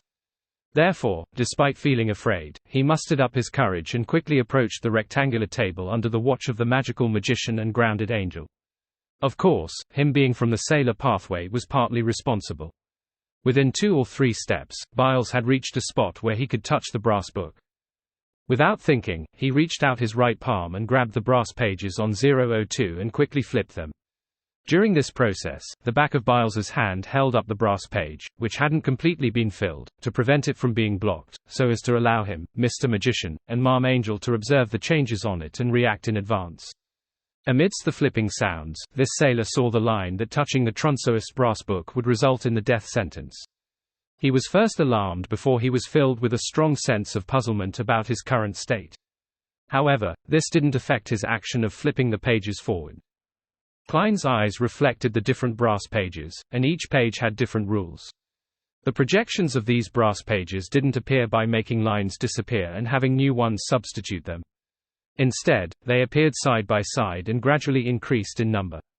In the end, Klein's eyes reflected a different number of brass pages in them. They were neatly arranged, one line after another. It was as though he had split the 002 into a single page and placed it on a glass platform to bask in the sun. This was a dream divination technique at the angel level, allowing Klein to reproduce the scenes he had just seen before his very eyes. With the passage of time, the brass pages in his dark brown eyes began to spin and pinpoint one of them. The Trunsoist brass book originates from a justiciar uniqueness that had been corrupted by the nation of disorder. It's exactly as I expected. Since the Trunsoist brass book can produce all the low-level rules, the corresponding content must contain a description of itself. This is determined by its essence. Unless it completely awakens or comes alive, and has the sufficient intelligence to know how to selectively hide it. Just as a thought of joy flashed through Klein's mind, he saw a new word in mercury color appear on the unfilled brass page. This meant that 002 had finally diverted a portion of its power from its vicious cycle. It was preparing to add text as a supplementary explanation to fix the flaws. Leave. Without any hesitation, Klein shouted. Biles strictly obeyed the orders of a high-leveled figure, immediately withdrawing his right hand, turning around, and sprinting out the window. Make a move to attack me. Seeing that the sailor with dual attributes had left the city library, Klein suddenly added. Biles's heart was filled with puzzlement, but he still raised his right arm and pulled back his shoulder. He put on a stance that looked like he was about to throw a punch at Klein. At this moment, a new article finally took shape. With regards to the rules above, the Trunsoist brass book and the group of people it permits have immunity while enforcing the law. However, even if this article was successfully published, Biles wouldn't suffer any punishment. Clearly, the Trunsoist brass book wouldn't pursue problems that led to a vicious cycle or unclear definitions. It was just like how it didn't pile crimes on roads after it mended the loopholes in the rules. By the same logic, Biles, who had truly come into contact with 002, didn't suffer any contamination from a Sephira. Before the supplementary clauses were published, Biles was a part of the Beltane. He couldn't be damaged in any sense, so he couldn't be corrupted. But with the additional clause, he wouldn't be, retroactively, punished for his previous actions. In fact, after Biles left the city library, he had violated the curfew order as well, but Klein had already noticed a problem. It was that when the Beltane citizens pursued foreigners while outside, they weren't restricted by the curfew. Therefore, he made Biles attack him in a manner to avoid the corresponding punishment. Right on the heels of that, he seized the opportunity while 002 was fixing the loophole to quickly recall the detailed information regarding the Trunsoist brass book. This book possesses a living characteristic, but most of the time, it's at a very low level. The first half of the book displays almost all the underlying rules, while the second half is blank. It needs to be filled in autonomously. Once there are no restrictions, it will naturally set up laws with certain biases for the surrounding areas and strictly enforce it. During this process, it will change and correct the rules based on the feedback. As the law gradually becomes stricter, his living characteristic will deepen. Once a law that can interfere with all aspects takes form, the Trunsoist brass book will completely come alive. It will possess true intelligence, and has the ability to modify the first half of the underlying rules to a certain extent. The exact extent that it can reach is as follows. If there are contradictions in the laws that can't be corrected, or if the pages are all filled without being able to form a sufficiently airtight system of rules, the Trunsoist brass book will produce a new line at the boundary between the first and second half. All the following rules are ineffective. After this line takes form, the rules in the second half will disappear and the pages will return to a blank slate. After the second half is completely blank, the clause, all the following rules are ineffective, will be erased, and the Trunsoist brass book will repeat its previous actions until there is a set of laws that covers all aspects. The rules that it creates have to be publicized or informed to the masses before having them take effect. When there's no clear rule for a particular action, whether it's against the common knowledge of the surrounding living beings. Trunsoist brass book hates distorted and ugly rules. It hates having loopholes found. What a detailed description. There should be a method to seal 002 in all of this. Klein's thoughts raced as he attempted to find information that he could use from every line of text. At this moment, the leader of the ascetics, Ariana, whispered, "Think of a way to fill the pages behind 002, without making it airtight enough." That's right. In that case, the Trunsoist brass book will declare that all the following rules are ineffective. It'll redo it again. When that happens, its restrictions on the surroundings will temporarily vanish, allowing us to have the chance to touch it, take it away, or directly pray to a deity. But, how should we go about doing this? The Trunsoist brass book hates distorted and ugly rules. It hates having loopholes found. Klein's heart stirred as he had an idea. Without any hesitation, he stretched out his arms, as if he was hugging the air. In the next second, inside the building whose dimensions had shrunk to 1/10 of the original Beltane City Library, a hall that was covered with deep black stone slabs with all kinds of scuffing descended into the real world. There were 8 black stone pillars erected in the hall, and metal poles hung from the high dome. At the bottom were candlesticks carved into different creatures, 41 on the left and 40 on the right. This was the Tudor Trunsoist United Empire's Hall of Consuls that Klein had seen before. At that time, both consuls were still Sequence 1 princes of abolition of the Black Emperor pathway, so this place was filled with distortions. It didn't match the normal circumstances and didn't have any rules of aesthetics. Apart from that, when Klein summoned this historical scene, he also used his domain's ability to add the details of the Fourth Epoch which he knew. It made the order that stemmed from the Black Emperor become more and more detailed, as though it was corporeal. His wrists were severed as they landed on the ground. Blood spurted out from the wound, just like an ordinary person. This was the second time Klein had committed fraud. The 2 palms and fresh blood that gushed to the ground quickly separated into transparent maggots and sticky, nearly shapeless liquid. As the worms of spirit convulsed and died, Klein grimaced due to the pain as he made numerous worms crawl out from the stump to form new palms. At the same time, he tried his best to maintain the scene he had created through multiple summonings, not letting it dissipate. On the rectangular table, inside the book that had bound brass pages, many new lines of text appeared. All buildings and structures have to follow the golden ratio and principles of symmetry. Strange clothes are not permitted. The following crimes have the death penalty. The Trunsoist brass book flipped through the pages quickly as it targeted the laws that stemmed from a Black Emperor. The further it went, the faster the new text appeared. There were no more pauses that lasted nearly a minute. Inside the hall, the candlesticks that fell from the ceiling broke and disappeared. Then, the other parts of the hall experienced various changes, wiping away the original details of the order one by one. Finally, the hall could no longer be maintained. It collapsed and returned to the historical void. At that moment, the Trunsoist brass book had already flipped to the last 2 pages. It was spread out there without any movement. With the last page filled with text and no longer able to form a tight system of rules with what 002 had previously set, Klein silently exhaled and relaxed a little. He felt that his spirituality was almost depleted. Let's wait for an hour at Byles's house. He turned his head and said to Ariana. If they stayed where they were, they would suffer increasingly severe punishments from breaking the curfew until they were sentenced to death. As for monitoring the Trunsoist brass book, this mission that couldn't allow for mistakes was naturally handed over to Rhodes. Although this magic mirror couldn't directly look at 002, it could pay attention to the notice board and determine the disappearance progress of the laws on it. Report chapter. After returning to Byles's house, Klein pulled a chair over and sat down without waiting for Roy and company to make inquiries. He made a rather pious wish. I wish for my spirituality to be restored. With that said, he raised his right hand, snapped his fingers, and granted his own wish, thus, allowing his spirituality to return to its normal state. Right on the heels of that, he extended his left palm, preparing to end the maintenance of the historical projection of the curtain, before summoning a new one, so as to continue sealing off the spirit world area corresponding to Beltane City. This prevented the Church of the God of Combat's chief shepherd, Larian, from escaping. There's no need to do so. There's always a next time. At that moment, Ariana slowly shook her head, indicating that Klein no longer needed to summon the curtain that originated from the dark demonic wolf. There was a limit to the power of wishes.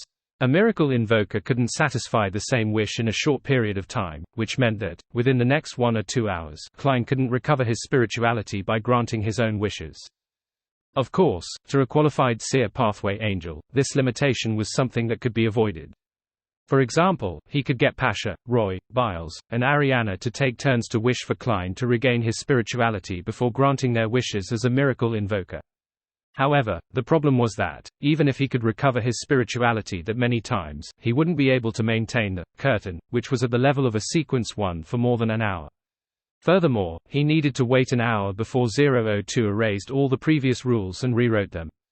After some deliberation, Klein nodded slightly and replied with a smile, "Let's give it a try first. After all, we're rather free right now. I'll give up after my last spirituality recovery attempt. Yes, this will purely depend on the Chief Shepherd's luck. Perhaps, he might lose control because of anxiety, frustration, and nervousness." As he spoke, Klein dispelled the maintenance of the original curtain, and his left hand moved forward immediately after that. He pulled out a new curtain, allowing it to appear inside the spirit world that corresponded to Beltane City. In an area where saturated colors overlapped one another, Larian, who was wearing a black robe with white edges and a square hat, felt the restriction disappear. Just as he was about to make his way out, he saw a new curtain descend, sealing him off again. The smile on his face instantly froze. A few seconds later, Larian slowly exhaled and composed himself mentally as he continued to wait. In the next hour, the chief shepherd of the Church of the God of Combat repeatedly experienced the despair and pain of having his hopes extinguished. He attempted to find the pattern and attempt to figure out the time interval so as to grasp the fleeting opportunity. He wanted to rush out of the barrier the moment the old curtain disappeared and before the new curtain was produced. However, he eventually discovered that the intervals didn't follow any pattern. The person stopping him didn't restore the barrier only when his spirituality was about to be depleted. At times, the other party would recreate the barrier far ahead of time. If it wasn't for the fact that Phasation citizens weren't forced to change faiths from the God of Combat, and that the decree that Larian was considered a traitor hadn't been widely spread, this grounded angel might have already lost control on the spot. As time passed, Larian once again sensed the collapse of the old curtain. However, this time, there was no new curtain. He has finally reached his limit. Larian was delighted. Without any hesitation, he rushed out of the collapsing nascent divine kingdom. In the next moment, he saw a woman holding 4 blonde, red-eyed heads, dressed in a complicated long dress, an unknown existence that was wrapped in bandages with yellowish-brown liquid covering the entire, and several strange but abnormally powerful spirit world creatures. The curtain that Klein had summoned the previous times were historical void projections that had been tainted with Sephira Castle's aura. It naturally attracted objects sensitive to it. He wouldn't even be surprised if Eamon was among the group. The smile on Larian's face froze again. Beltane City, in Byles's rental apartment. Klein suddenly raised his head and looked up into the sky. He muttered softly, "Impressive." Following that, he became silent again until the magic mirror emitted an aqueous light that reflected the notice board's current state. The rules on the paper disappeared in reverse order of their appearance. This meant that 002 was beginning to erase the rules that it had set up, and was preparing to redo everything. Once the curfew order was abolished, the highly focused Klein immediately pulled Mom Ariana and used Flaming Jump to appear outside the shrunken Beltane City Library. As he looked over, he realized that, on the brass pages of 002, the speed at which the rules were being wiped clear had become very fast. In just a blink of an eye, the second half of the book was only left with the clause, "All the following rules are ineffective." Following that, the clause disappeared as a new set of rules rapidly emerged without any gaps. The Trunsoist brass book is the most precious item. No living being is permitted to touch it. Before this clause was completed, Ariana's figure had already appeared beside the rectangular table. Her finger touched the brass page. With a crack, the leader of the Church of Evernights ascetic had her neck suddenly constricted as though an invisible rope had hoisted her up. As an angel, she had actually suffered bone fractures and had difficulties breathing. Death by hanging. However, with Ariana's finger sliding over with some difficulty, the first clause that appeared was erased before it was fully displayed. It entered a concealed state. As for all the rules set by 002, it had to be publicized or announced before it could truly be effective. With a whoosh, Ariana picked up the Trunsoist brass book and threw it to Klein, who was outside the window. In the previous hour, Klein had already anticipated all the possible developments and had a discussion with Ariana. He was in no way nervous or flustered. While 002 was still in midair, he dragged another himself wearing a human-skinned glove out of the void. Then, he grabbed the Trunsoist brass book and used his historical projection to teleport away. After his figure disappeared from his spot, Ariana landed on the ground with a loud thud, a deep mark left on her neck. In just a few seconds, Klein, who was holding 002, appeared at the top of the main peak of the Hornachus mountain range. He used his spirit vision at the level of an angel and saw the collapsed, dilapidated, and fogged palace.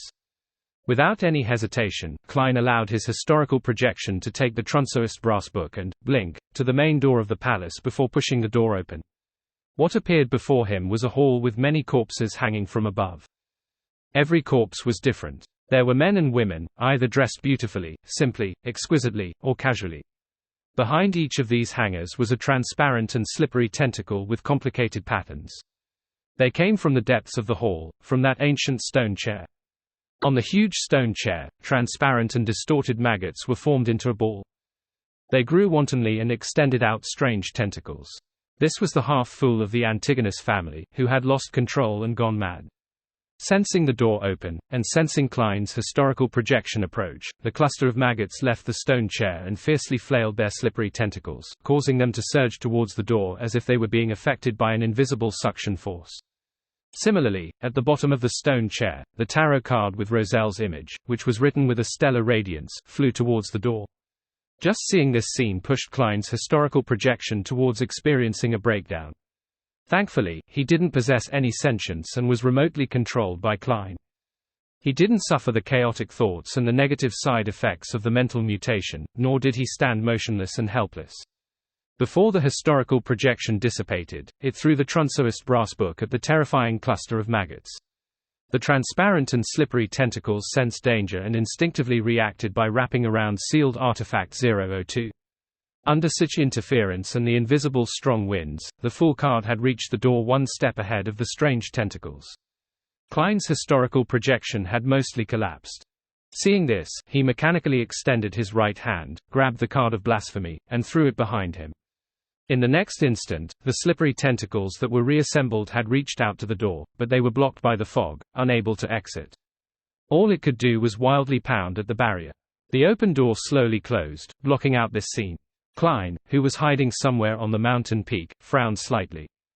He felt a sense of joy and relief, as well as a strong sense of doubt. In other words, I used 002 to exchange for the Fool's card.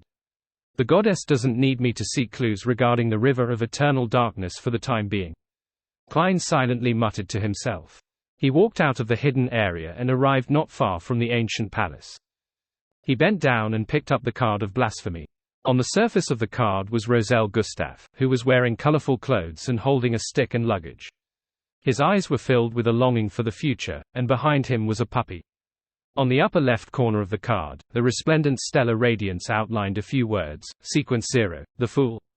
Inside the ancient palace, the Trunsoist brass book fell to the ground and opened up to the first page of the second half of the book. New rules began to form. The Trunsoist brass book is the most precious item. No living being is permitted to touch it. Those in violation are to be sentenced to death. One is not allowed to change the condition of the Trunsoist brass book in any way. Those in violation are to be sentenced to death. Just as the two rules just appeared, and before it could inform the owner here, a line of words suddenly appeared between the two halves of the book. All the following rules are ineffective. An hour later, the two rules were wiped out, and new rules were written. However, after just 2 lines, there was an additional clause in front of them. 002 seemed to have reached a blank slate that happened when the entire book was filled up. Again and again, the Trunsoist brass book fell into an endless cycle. Putting away the Fool card, Klein took out Creeping Hunger from the void, equipped it to his left hand, and activated Teleport. After returning to the miniaturized city library, he immediately said to the servant of concealment, Ariana, it has been thrown into the abandoned palace on the main peak of the Hornachus mountain range. That was an entrance to the foggy town. As for how to deal with 002 later on, it was the Church of Everight's problem.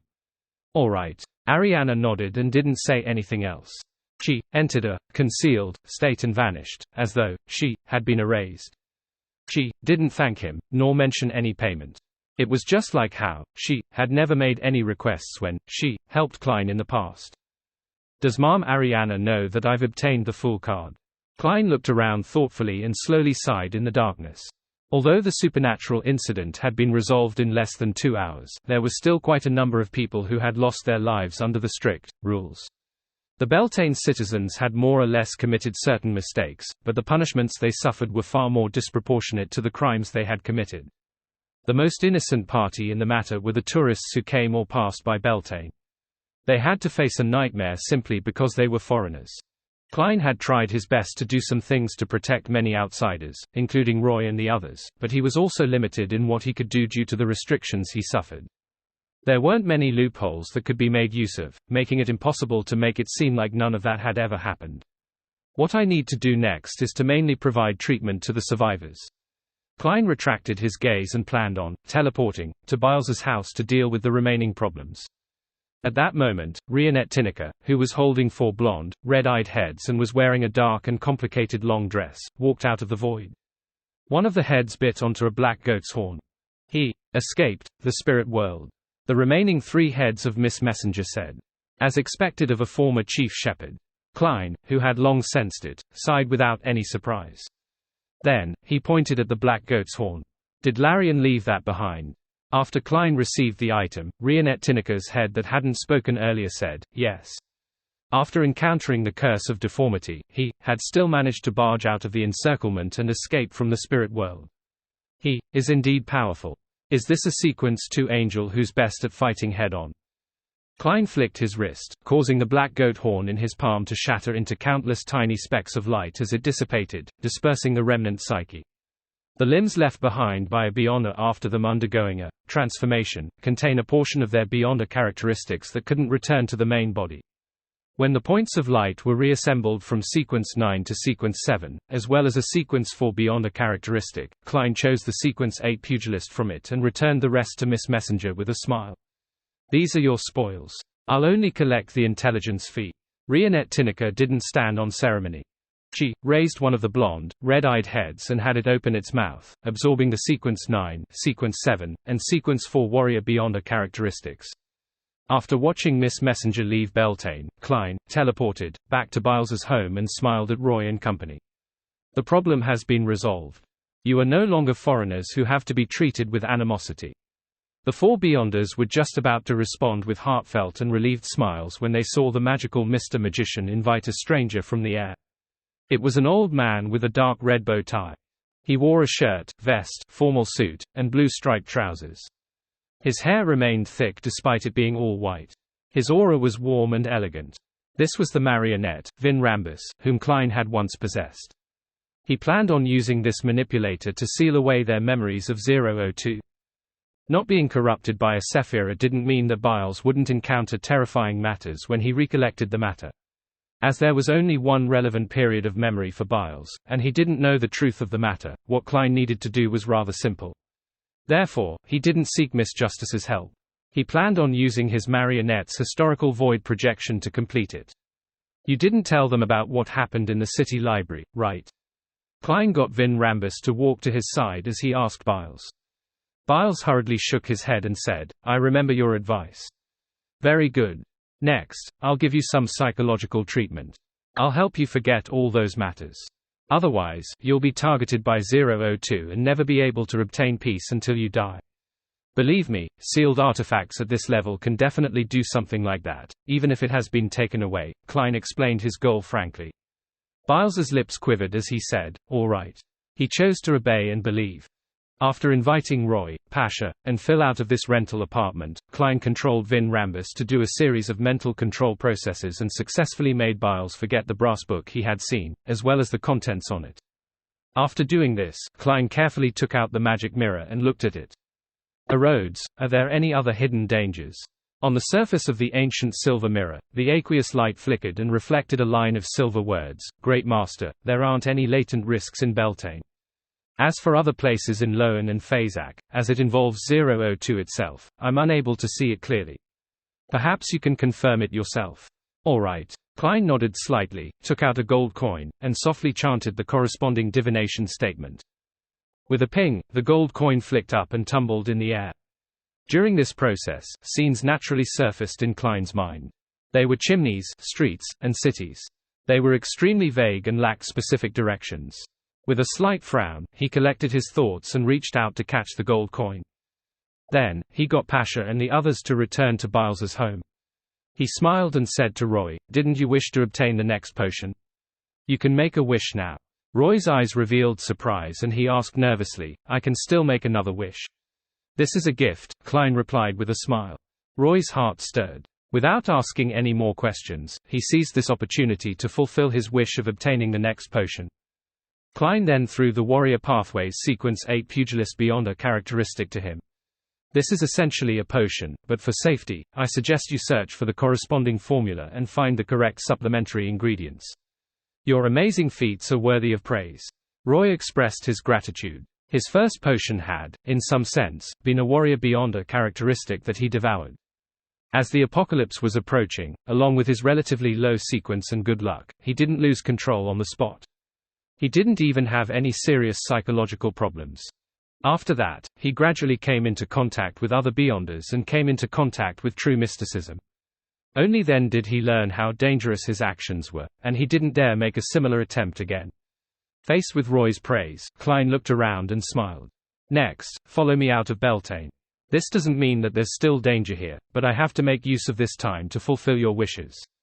One wish involved Roy hoping that Klein could help them leave the Beltane, while the other wish involved Pasha's wish to have Klein protect them and allow him to leave Beltane City alive. Although these two matters were meaningless under the present situation, to Klein, he had to fulfill the wish even if there was no point in doing it. "I'm just a heartless, wish-granting machine." Klein lampooned himself as he smiled at Byles and company. Pasha and the others glanced at each other, not daring to raise any objections. Just like before, they held each other's hands. Then, Klein brought him to the outskirts of Beltane with teleportation. "The magic show has come to an end. It's time to say goodbye." Klein took off his hat and bowed. He tried his best to make himself a true wandering magician. This was a habit of his acting. Upon seeing this, Pasha blurted out, "Can we know your name?" Klein smiled and said, "I have too many names. Different people have different names for me. You can call me the Miracle Magician, Merlin Hermes." "Mr. Hermes, are you a believer of the Evernite goddess?" Roy asked after some hesitation. For a moment, Klein didn't know how to answer. He really wanted to say that he once was, but not anymore. After some consideration, he decided to act as an attendant of mysteries in advance. He immediately restrained his smile and solemnly said, "The one I serve is the Fool, the Lord of the Mysteries, the great ruler above the spirit world. If you wish to believe in this mighty existence, or wish to gain more of an understanding, you can go to the Sonia Seas Rorstad archipelago. The Lord's missionary, Danitz, is currently preaching there. Furthermore, the City of Silver definitely has all the potion formulas from the Warrior Pathway under Sequence 2. Klein silently added, but he didn't say it out loud. Roy nodded slightly and said, "It's my first time knowing of such a mighty existence in this world. Your miraculous nature has shown his brilliance." He didn't directly respond to Mr. Merlin Hermes because he was still hesitant. Pasha, Byles, and Phil were the same. Without another word, Klein turned around and left the four Beyonders, before making a detour to Beltane. He didn't forget his purpose in alighting at this tiny city. He planned on immediately finding a room to study the Fool card above the grey fog. In a city in Midseashire, at a particular library, a young law researcher took out a book from the bookshelf and walked to a table by the window and sat down. As he carefully read through the book, he realized that there was a page of yellowish-brown paper in it. "What is this?" the young law researcher muttered to himself in confusion and reached out to pull out the paper. After confirming that it was written in ancient Phazak, the content was rather rare. In the Fourth Epoch, there was a book named the Trunsoist Brass Book. Above the grey fog, in the ancient palace, Klein's figure appeared. At that moment, on the high-backed chair belonging to the Fool sat a person shrouded in greyish-white fog. As Klein returned to Sephira Castle, this person instantly disintegrated, turning into transparent and distorted worms of spirit that flew to Klein and entered his body. Thankfully, the restrictions placed by 002 only involved no leaking of secrets or returning. I didn't have my connection with the worms of spirit that were guarding Sephira Castle severed. Otherwise, they would have already lost control and become monsters. Klein sighed inwardly as he sat at the seat belonging to the Fool and picked up the Fool card he had previously sacrificed to himself. As the card of blasphemy had already been activated, there was no need for him to seek out any additional incantations. All he needed to do was inject spirituality into it to see the corresponding changes. The Fool card quickly transformed into a miniature, illusory book. With Klein's guidance, it kept flipping back until it reached the last 2 pages. Sequence 1, Attendant of Mysteries. This is an angel who serves the profound mysteries. He has gained initial control of the corresponding domain's authorities. He can summon spirit body threads of objects that originally existed. He can combine many physical objects or abstract concepts together. The potion formula is as follows. Main ingredients: 1 Attendant of Mysteries beyond a characteristic. Supplementary ingredients: 9 Spirit World specialties. Advancement ritual: build a town consisting only of marionettes, and design a trajectory of fate for every marionette. By letting them interact with each other, they would act as a sufficiently real-life painting and create a corresponding area in the spirit world. The larger the town, the more the marionettes involved, the more detailed the daily lives are, and the more realistic and extensiveness the different fates are, the better the ritual's effects would be. Sequence 0, the Fool. This is a true deity. In a sense, he is an embodiment of the corresponding authorities. He is adept at using all kinds of methods to fool all things, showcasing all kinds of fascinating miracles. The potion formula is as follows. Main ingredients: the uniqueness of the Fool. 2 Attendant of Mysteries beyond a characteristics apart from one's characteristic.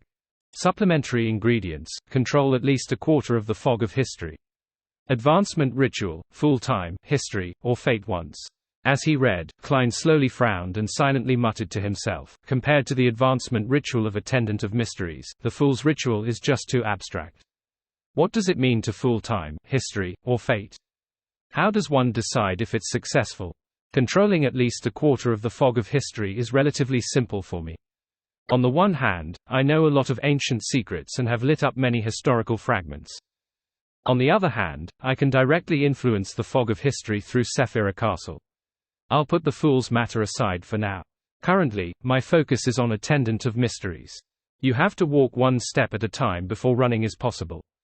Of course, some lucky ones can fly directly. It's very easy to find the 9 specialties in the spirit world. Be it to get Miss Messenger to help, or to seek the 7 Lights' advice, this isn't a problem. The advancement ritual is very close to the environment around Zaratul and the Antigonus family's ancestor. Furthermore, it matches what the 7 Lights said about having a close connection with the spirit world. I can determine it to be true for now.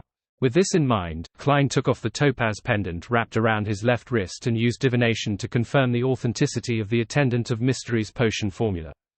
It wasn't that he didn't believe in Emperor Roselle, but his fellow countrymen had likely been influenced by Mr. Dor before he created the cards of blasphemy. He had gone to the moon and suffered the corruption and contamination of the mother goddess of depravity, thus, resulting in distorted memories. It was precisely because of this that it was highly possible that Roselle had buried some traps in the key areas of the cards of blasphemy in his final days. In this aspect, Klein had always been cautious and careful. Speaking of the primordial moon's true form, the most powerful Great Old One, the mother goddess of depravity, could it be that the emperor had unknowingly been tainted based on her title? On the moon, perhaps there are many younger brothers and sisters that Bernadette has never met before. Of course, it's unlikely that there are gender differences. The marionettes needed for the Attendant of Mysteries ritual can be obtained from the Forsaken Land of the Gods. The copious number of monsters there is a good thing. Furthermore, I've accumulated quite a few of them previously. As Klein's thoughts wandered, he turned his head to look at the other side of the ancient palace and made the grayish-white fog beside the junk pile dissipate. As the fog receded, rows of brownish-yellow seats appeared, each of which sat a figure. Those figures were either giants covered in silver armor, humans with deformed facial features in linen clothes, and large chunks of flesh overgrown with eyes.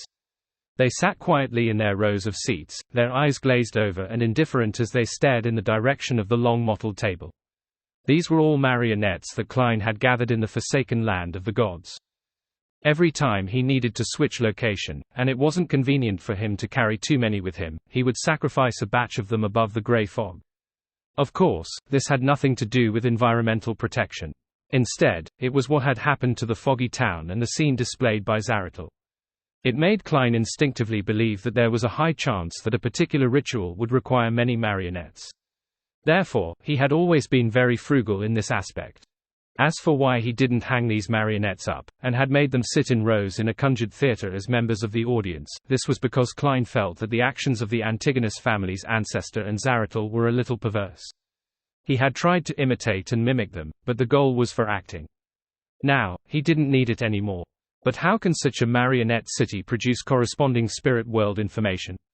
The spirit world is a gathering of the past, present, and future information, but it doesn't directly include such fake objects generated from what others know.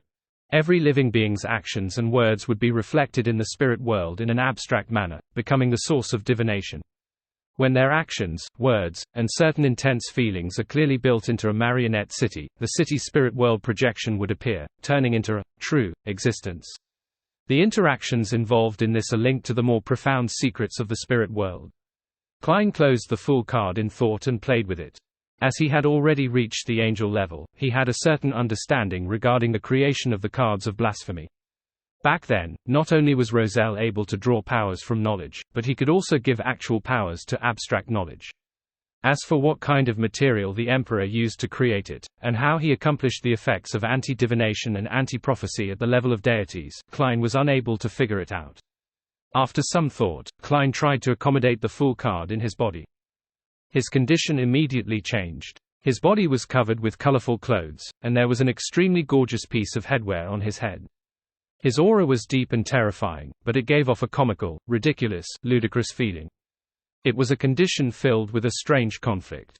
The space attached to Sephira Castle gently swayed, as though it wanted to surrender to the feet of this indescribable deity.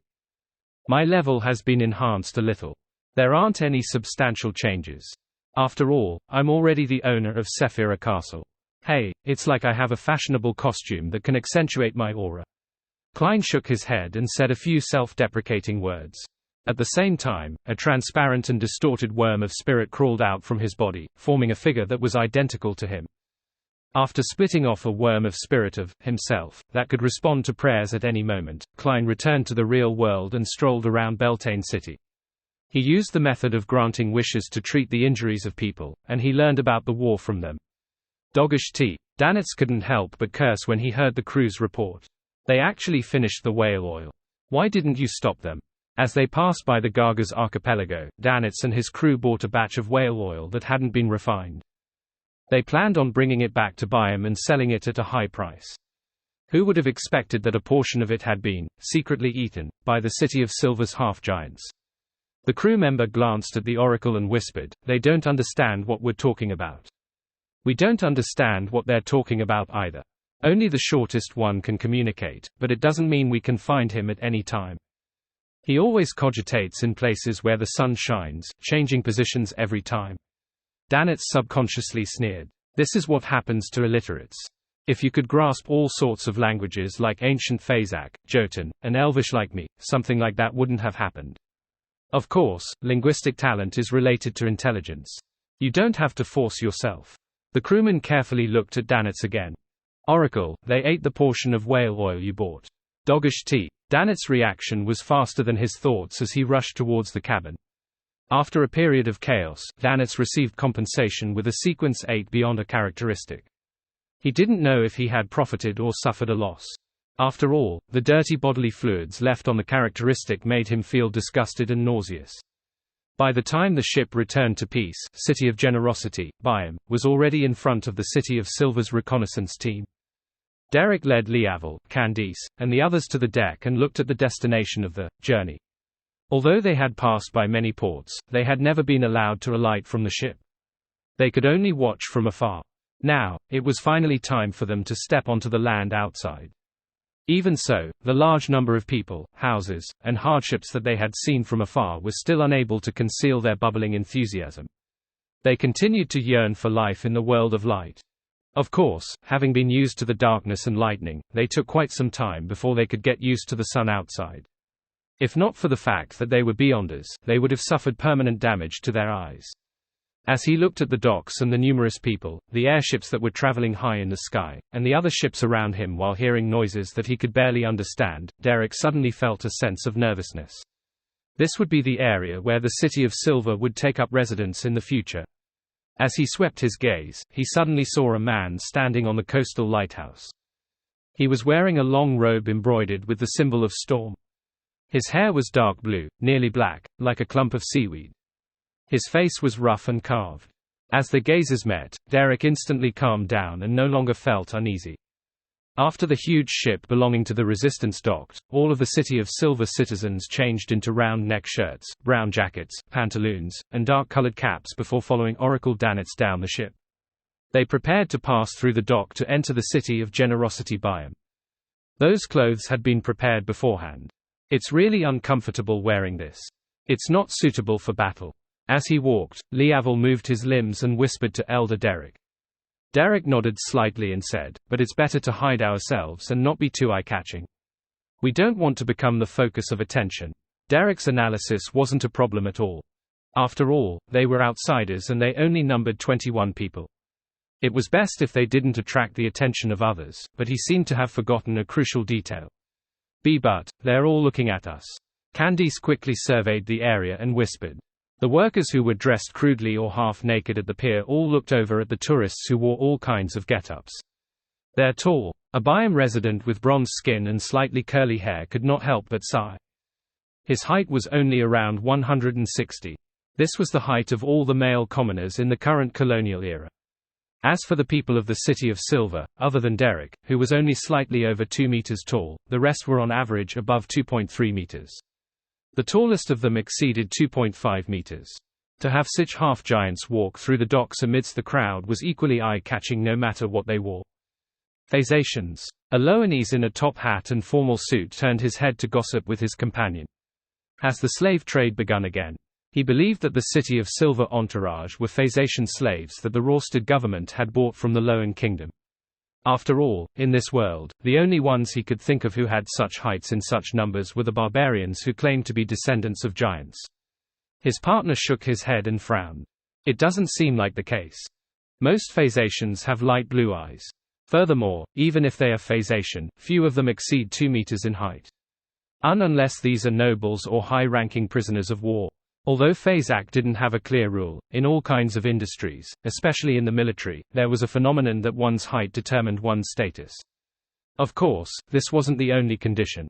It was also a combination of family background, nobility, and ranks.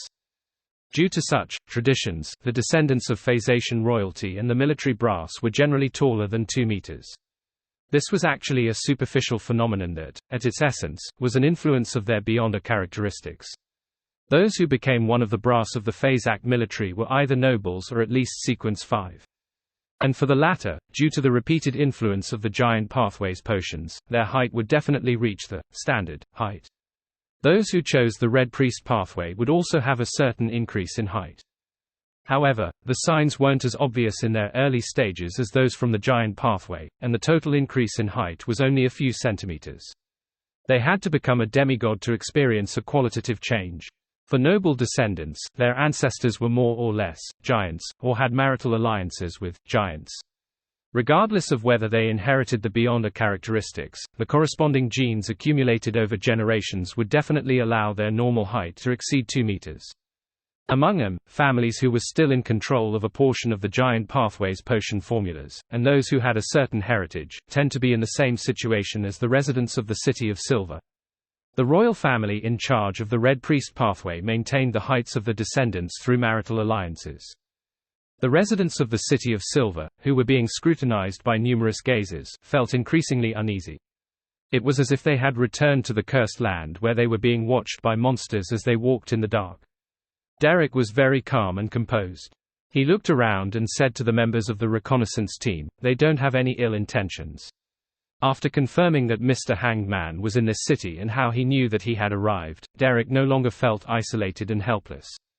It wasn't that he didn't trust the messenger that Mr. Fool had appointed, but that he believed that he didn't want to trouble a god as much as possible in his daily life. The best thing to do was resolve problems himself. And when it came to dealing with his own problems, Derek was ultimately unfamiliar with the outside world, so he wasn't too confident. At this moment, to have an experienced, trustable, extremely intelligent, native, with a meticulous mind help him would definitely be the best option. Of course, Derek also knew that Mr. Hanged Man wouldn't make any contact with him on the surface because he belonged to another faction. He wasn't a believer of Sea God, so if he acted too warmly over matters regarding the City of Silver, he was bound to be suspected. However, there will always be a proper reason and suitable opportunities to meet. Derek thought in anticipation. Amidst his thoughts, he and the members of the City of Silver's reconnaissance team followed Danitz out of the dock and arrived on the streets.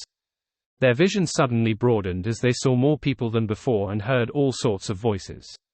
To the people of the City of Silver, this was even more lively than the grandest harvest in their hometown. At a glance, there were countless people dressed in strange clothes with all kinds of unique characteristics. Some were in a hurry, others were strolling leisurely, and some were carrying large pieces of fruit. They used pipes to suck in the liquid, or held food that looked like the delicious pies on the ship, occasionally taking a bite. Apart from these, horse-like creatures that pulled carriages producing tinkling sounds, the metallic objects that moved extremely fast, and the smell of the various spices that filled the streets made people of the City of Silver feel like they had come to another world. And to them, this was indeed another world. Even though they were a little fearful and uneasy, and were not too used to such a scene, everyone could clearly feel the vibrancy of this scene. This was like the sunlight in one's soul, reflecting the sun in the sky. This is the place where we will live, battle, and reproduce in the future. Derek, Leavel, Candice, and the others subconsciously had similar thoughts. They felt a little uneasy but didn't reject any of it. Danitz looked at their faces, which had been stunned silly by Byam's bustling scene, in satisfaction as he inwardly muttered, "This is only Byam. If you were to go to Trier and Backland, are you going to kneel down and kiss the ground?" This world-famous pirate controlled his urge to mock them, as he was now Mr. Fool's messenger. He couldn't ruin the image of a deity. After leading the City of Silver people to a rather luxurious hotel, Danitz gestured for the crew to handle the check-in as he spoke in fluent Jotun to his guests. "It's getting dark. We'll stay here for one night and leave the city tomorrow. The place where you will build your city has been arranged. It's on the other side of the forest. There's a natural harbor and a few roads that lead to Byam. Hey, roads to this city. After that, we'll expand the main road and build a railway that leads to your city." Railway. Derek, who had studied during the tarot gathering, knew what it meant. He nodded gratefully and inwardly praised Mr. Fool once again. Danitz continued, "We've already helped you level the area, and left the space needed for some basic facilities such as water pipes and gas pipes. When you begin building houses, we'll send a team over to help with the matters. Also, the corresponding construction materials and temporary tents have been prepared for you. Thank Mr. Fool. There's also the help of the Church of the Lord of Storms in this matter. Otherwise, we wouldn't have been able to purchase so much material. However, they mainly did so to earn additional funds. The Rorstad new government hadn't been established for long, and its connections with the outside world weren't comprehensive enough. What they didn't expect was that the Church of the Lord of Storms had taken the initiative to provide help on the City of Silver's matter. Water pipes. Gas pipes. Derek gradually couldn't understand what was being said, but he still put on a pensive expression. There were a few times when Danitz nearly said the word, Dogishti, in passing. Without speaking another word, he introduced the hotel. This is a hotel that Phasians like to live in at Byam the most. The ceiling might be a little too low for you, but it won't be low enough to hit your heads. With that said, Danitz smiled. At the end of this street is Red Theatre. He revealed a smile that all men understood. However, the people of the City of Silver didn't understand. Seriously, the Emperor said that the most ancient human occupation is the selling of their bodies. They actually don't know what I'm talking about. The corners of Danitz's mouth twitched as he gave up on the topic. After his second and third mates were done with the check-in, he led the entourage up to the second floor and assigned them their rooms. After doing this, he took out a stack of cards that he had long written, and he distributed them to the members of the City of Silver, who were scouting the area. Every card has a few words in the local language and the corresponding word in Jotun. If you need any services or food, you can ring the bell here.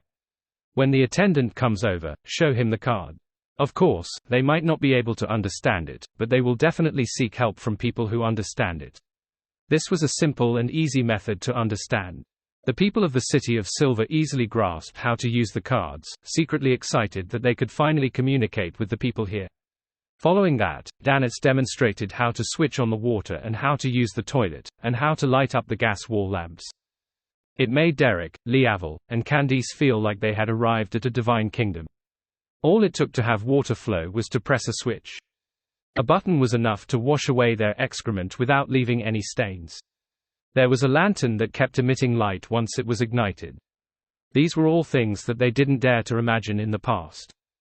And these things would become part of their new lives. By the time the City of Silver's members had gotten used to the hotel, the sky had completely darkened. Night had begun to rule the city. Although Derek and company had long confirmed that there was no danger of monsters attacking in the dark in the outside world, they were still instinctively afraid. Therefore, they would either emit light themselves or light up the gas wall lamps. At that moment, they saw gas lamps lighting up one after another on the streets, the houses, both near and far, outside the glass windows. These lights dispersed the darkness in their respective areas. In the eyes of the people of the City of Silver, the bright and dim lights were like the galaxy landing on the ground at night. Report chapter. In a warehouse that was being rebuilt in Pritz Harbor, Foz met her teacher, Dorian Gray Abraham, once again a few days later. "Are you ready?" Dorian asked in a low voice. Back when they met, he had already informed Foz of the ritual requirement of the Apprentice Pathways Sequence for Secret Sorcerer, so that she could make advanced preparations. "More or less. I should be able to satisfy the requirements," Foz replied without much confidence. The advancement ritual of a secret sorcerer was relatively simple, but in this case, simple was the antonym for complex, and not difficult. To Foz, she wished that it was something else. The ritual required the candidate to seal a demigod-level creature with clear animosity. The less external help one received, the better the ritual's effects. As for the target's level, as long as it wasn't lower than a demigod, it was fine. It had virtually no effect on the ritual. Upon hearing that, Dorian nodded and said, "That should be fine. That ritual is really difficult for a Sequence 5 Beyonder to complete it on their own. It's necessary to seek help at appropriate times, but you mustn't go overboard, such as exceeding the corresponding limitations. Otherwise, the ritual will definitely fail." The suggestion he had previously provided to Foz was to borrow a Grade 1 sealed artifact. It would be best if she didn't even hire a Saint-level helper. Foz said vaguely, "I only plan on making a wish to Mr. Fool to increase the success rate of advancement after consuming the potion. This is closer to obtaining good luck when consuming the potion, rather than being blessed and protected while sealing the demigod creature. Other than that, I'll be using the painting that you mentioned." The painting wasn't a Grade 0 sealed artifact, the Scroll of God, but the Abraham family's Grade 1 sealed artifact. It was called Devil's Oil Painting. In the Fourth Epoch, when many members of the Abraham family had advanced to Sequence 4 Secret Sorcerer, they had created the oil painting to seal the corresponding demigod-level creatures. However, after being attacked by the Aurora Order and losing a lot of documents, Dorian Gray wasn't sure how many terrifying creatures were sealed in the Devil's Oil Painting. He was only certain that there was definitely more than one sealed inside. His original plan was to release a demigod-level creature that was completely insane from the Devil's Oil Painting, one that acted purely out of instinct. This could then be his student's ritual target. This made it much easier than dealing with a rational and intelligent saint. Furthermore, it was completely in line with the ritual's requirements, but he never expected Foz to directly borrow the Devil's Oil Painting. Dorian frowned and reminded her, "The Devil's Oil Painting only has the effect of imprisonment and sealing. It doesn't have the ability to actively affect the target. In other words, you have to stuff a demigod-level creature into the Devil's Oil Painting." Foz nodded, indicating that she knew this. "Teacher, you mentioned that one's record ability isn't considered external help." "Yes," Dorian Gray gave a definite answer. "If her record powers were considered external help, almost no traveler could advance. After all, record was the core ability of the Apprentice Pathway before they became demigods. Once it was excluded, Foz would be left only with the means to flee, making it difficult for her to do anything to her enemies. In theory, that's the case. However, you can only record at most 5 demigod-level powers." Dorian said worriedly. Before he finished his sentence, he thought of Mr. Fool and his blessed and felt a little more at ease. "If the powers are matched well, it isn't impossible for me to succeed. It's just a mad creature that's acting on instinct." Foz tried convincing both her teacher and herself. Dorian nodded indiscernibly and didn't say anything else. He immediately summoned his contracted creature, Malmuth, who loved music, and took out the secret sorcerer main and supplementary ingredients. He then concocted a bottle of secret sorcerer potion for his student. If there's no way to complete the seal, there's no need to forcefully consume it. Even if the potion and glass bottle fuses together and turns into a sealed artifact, we can also pray to Mr. Fool to restore it to beyond a characteristic. Dorian continued to warn her worriedly before handing the potion to Foz. Inside the glass bottle were layers of stellar radiance, as though the Milky Way in the sky had been sucked into the potion. All right. Foz nodded heavily, indicating that she wasn't worried that the potion would be wasted. She had made plans ahead of time. She would immediately teleport away once she realized she couldn't seal the released demigod-level creature before making a wish to Mr. Fool and getting him to resolve it. Dorian then took out an oil painting from his suitcase, which was filled with abstract images. It was an image that no one could understand. Just looking at it would make one feel dizzy and mentally weak. This was the Devil's Oil painting that had sealed countless terrifying creatures. If you can successfully advance, I only have one request. Dorian held the Devil's Oil painting and said solemnly to Foz, that is, on the night of the full moon, listen to what Mr. Dor is saying and ask him the reasons for his actions. The members of the Abraham family still couldn't fully accept that the curse they had suffered from had stemmed from their ancestor. They felt that Mr. Dor might not know the consequences of his plea for help. They wished to figure out the full truth. All right. Faced with her teacher's sincere request, Foz agreed without any hesitation. Following that, she took the Devil's Oil painting, teleported out of Pritz Harbor, and came to a vast desert where no humans lived. This way, even if an accident happened during the ritual, she had plenty of time to resolve it and not affect ordinary people. After checking the surroundings and preparing herself, Foz inserted the Devil's Oil painting into the ground. She then clasped her hands together and bowed her head to pray to Mr. Fool. She wished that he could increase her chances of advancing after consuming the potion. Without any pause, she saw the illusory grayish-white fog and knew that Mr. Fool had already responded. After stalling for a few seconds, Foz finally convinced herself. She took out the herbal powder she had prepared, and she scattered it on the Devil's Oil painting.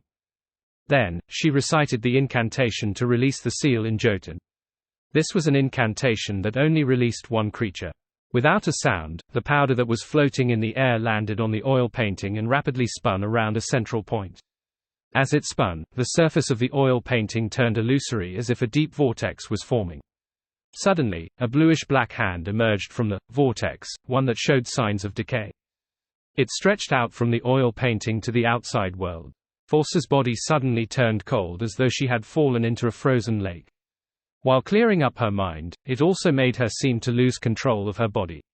No matter how hard she tried, she was unable to move her limbs. At that moment, Foz seemed to return to her past state of writing books at night and sleeping during the day.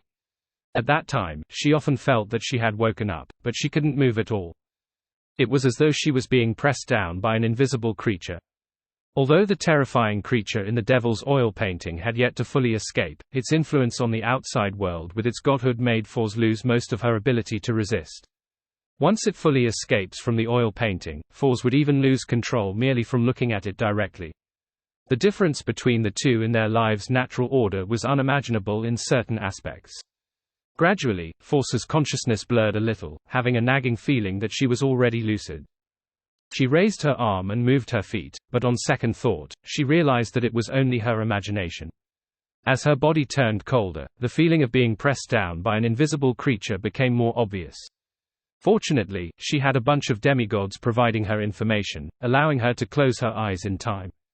She didn't look at the Devil's Oil painting, otherwise, the consequences would be dire. Using cogitation to maintain a certain level of clarity, Foz began counting down. According to Mr. World's warning, she knew that the terrifying creature would need 5 seconds to completely escape the Devil's Oil painting. 4, 3, 2. With just 1 second left, an illusory book appeared in Foz's eyes. It quickly flipped and stopped on one page. 1. Just as Foz finished counting, she suddenly spread open her arms. Around her, peach blossoms fell in a colorful resplendence. The bluish-black hand that was about to grab her neck moved away from her and was blocked by the peach forest that was blooming with vegetation and flowers. It was separated by a mountain that was the forest's river source, making it only possible for it to enter through a small cave. This was a fairy tale magic Foz had recorded from Mom Hermit. It was called Peach Blossom Source. It could create an isolation barrier from the outside world, making it very difficult for the outside world to connect to it. Seizing this opportunity, Fors, who barely managed to regain control of her body, took out a queen chess piece from Roselle's chess from a pocket and threw it at the source of the peach blossom scene, throwing it at the cave that penetrated through the flowing river. This was another fairy tale magic she had recorded, called the chessboard of time. Its effect was to slow the target's movements, as though it had entered a region in which time flowed slower. With a smack, the actions of the bluish-black palm that was trying hard to break through the peach blossom source changed from extending outwards to squirming. Fors didn't even look at the effects. She used an invisible hand to pick up the devil's oil painting that was stuck in the sand, and she held it right up to the cave. After 1 or 2 seconds, the bluish-black palm returned to normal. Its movements became extremely fast as it charged out of the peach blossom source and crashed into the oil painting. As the oil painting shook, the terrifying creature penetrated the surface and landed in it. Fors was delighted. Without any hesitation, she recited the incantation and closed the outer seal of the devil's oil painting. Thankfully, that demigod creature has already lost control. It's left with nothing but madness and lacks intelligence. I wonder if I will directly hear Mr. Dawes' shouts after consuming the potion. Still nervous, Fors took out the secret sorcerer potion bottle and poured it into her mouth. If that demigod creature didn't slam into the devil's oil painting on its own accord, I'd have to summon Mr. World's historical void projection. I wonder if that can be considered as directly hiring a helper at the angel level. As Fors pondered, she drank the potion. To her, the potion was like icy water that could hurt someone due to the extreme temperature. All her senses vanished in the areas that it passed, leaving only her still thoughts. It was inevitable that a person would hallucinate in extreme cold temperatures. In Fors's vision, a night sky instantly appeared. It was dotted with countless stars that weaved together to form a dreamlike river. Fors's body began reflecting bits of stellar radiance as if they came from her own body. The tiny bits of pure stellar radiance formed an invisible connection with the different stars in the night sky. As the light shimmered, they twisted and squirmed as insect-like creatures crawled out of Fors's body. They wanted to seek refuge in the Milky Way formed by an array of embedded diamond shards. Each of them carried a portion of their own flesh and consciousness, as though they were uncontrollable avatars. Fors's thoughts quickly turned chaotic, and she fell into confusion. She almost couldn't control the urge to separate herself. At that moment, she sensed an illusory object. It was the seal that she had completed using the devil's oil painting. It was projected into the mysterious world created by the potion, forming an abstract, blurry mark. Fors didn't think further as she instinctively extended a portion of her consciousness along with her spirituality, and intertwined with the abstract symbol. The mark wasn't exactly harmonious with her, as if it wasn't part of her, but it managed to barely merge with her. Suddenly, in Fors's mind, the abstract symbol became rather clear. It consisted of a door that was layered with mysterious symbols. This door hid Fors behind it, allowing her to isolate herself from the surrounding cosmos. At the same time, on the other side of the door, the sealed creature seemed to sense the aura of an enemy. Using its own godhood, it wildly corroded the illusory door. It happened to be able to reduce the influence the cosmos had on Fors. After maintaining it for more than 10 seconds, the resplendent Milky Way's night sky slowly faded away. The stellar radiance then returned to Fors's body fused with her. At this moment, a deep darkness appeared in front of Fors. Deep in the darkness was a perpetual storm and occasionally flashing lightning. The next second, Fors heard a familiar voice.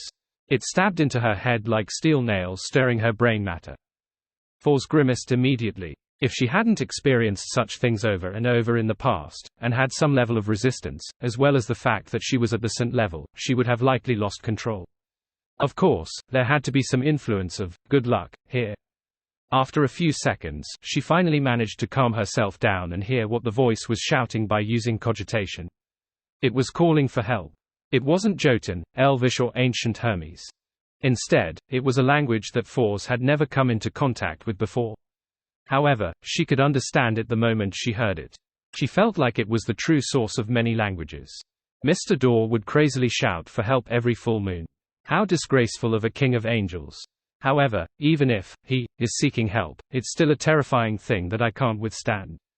Fors lampooned silently.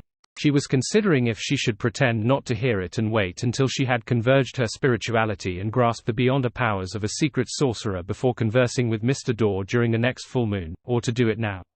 Suddenly, the shouts from afar stopped and the surroundings became deathly silent. After 2 to 3 seconds, a wispy voice that could pierce through spirit bodies entered Force's mind. You used the beyonder characteristics of the Abraham family. This sentence was said in a flat manner without any rise or fall, but it made the blood vessels on Force's forehead throb. Her eyes turned bloodshot as her body turned resplendent. She almost lost control of herself. Who are you? Force composed herself and asked deliberately. The voice that seemed to lure her into losing control said in a low smiling voice, You can call me Mr. Door. You should be familiar with me. The King of Angels from the Fourth Epoch directly pointed out that Force had a certain connection with him. She could hear the full moon ravings. I'm going to write you into a novel. Force secretly gritted her teeth and asked, Honorable Mr. Door, are you the ancestor of the Abraham family, Your Excellency Bethel? The voice that had crossed countless barriers returned to its flatness. Yes. Then, do you know that your cry for help has caused the entire Abraham family to be trapped in a curse that has lasted for more than 1,000 years? It's basically impossible for anyone to become a traveler or even a scribe. They often lose control during advancements or the night of the full moon. Force felt that she couldn't speak to Mr. Door for a long time, otherwise, her inclination towards losing control would be irreversible. She directly posed the question that the Abrahams were most concerned about. Mr. Door fell silent for 2 seconds before saying, They no longer have secret sorcerer or demigods. There aren't any after the War of the Four Emperors. And the curse you brought has made it impossible for them to advance to a demigod. If you can stop crying for help for 10 years, a new Abraham demigod might be born. This will greatly aid in your escape, Force sincerely suggested. Mr. Door sighed and said, I have been exiled to an eternal darkness, and suffer the blockage of a perpetual storm. I have no way to know what's happening in the real world, nor did I expect that there isn't a single demigod left in the entire Abraham family. Lies. The one who calmly made this conclusion wasn't Force, but rather Klein, who had accommodated the Fool's card as he held the Staff of the Stars while sitting in Sephira Castle. He had been closely monitoring the corresponding Crimson Star. He remembered that the Emperor had mentioned in his diary that Mr. Door had a certain understanding of reality. He seemed to be able to use the changes brought about by the full moon to see the situation outside the seal. After sighing, Mr. Door continued, Besides, I can't control the cries for help during the full moon. Why? Force asked in surprise. Mr. Door said in an ethereal voice, You're already a demigod, so you should know very well that the higher the sequence, the greater the threat of going mad.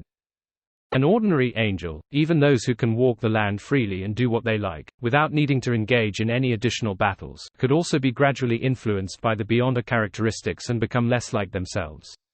They might even enter a half-crazy state.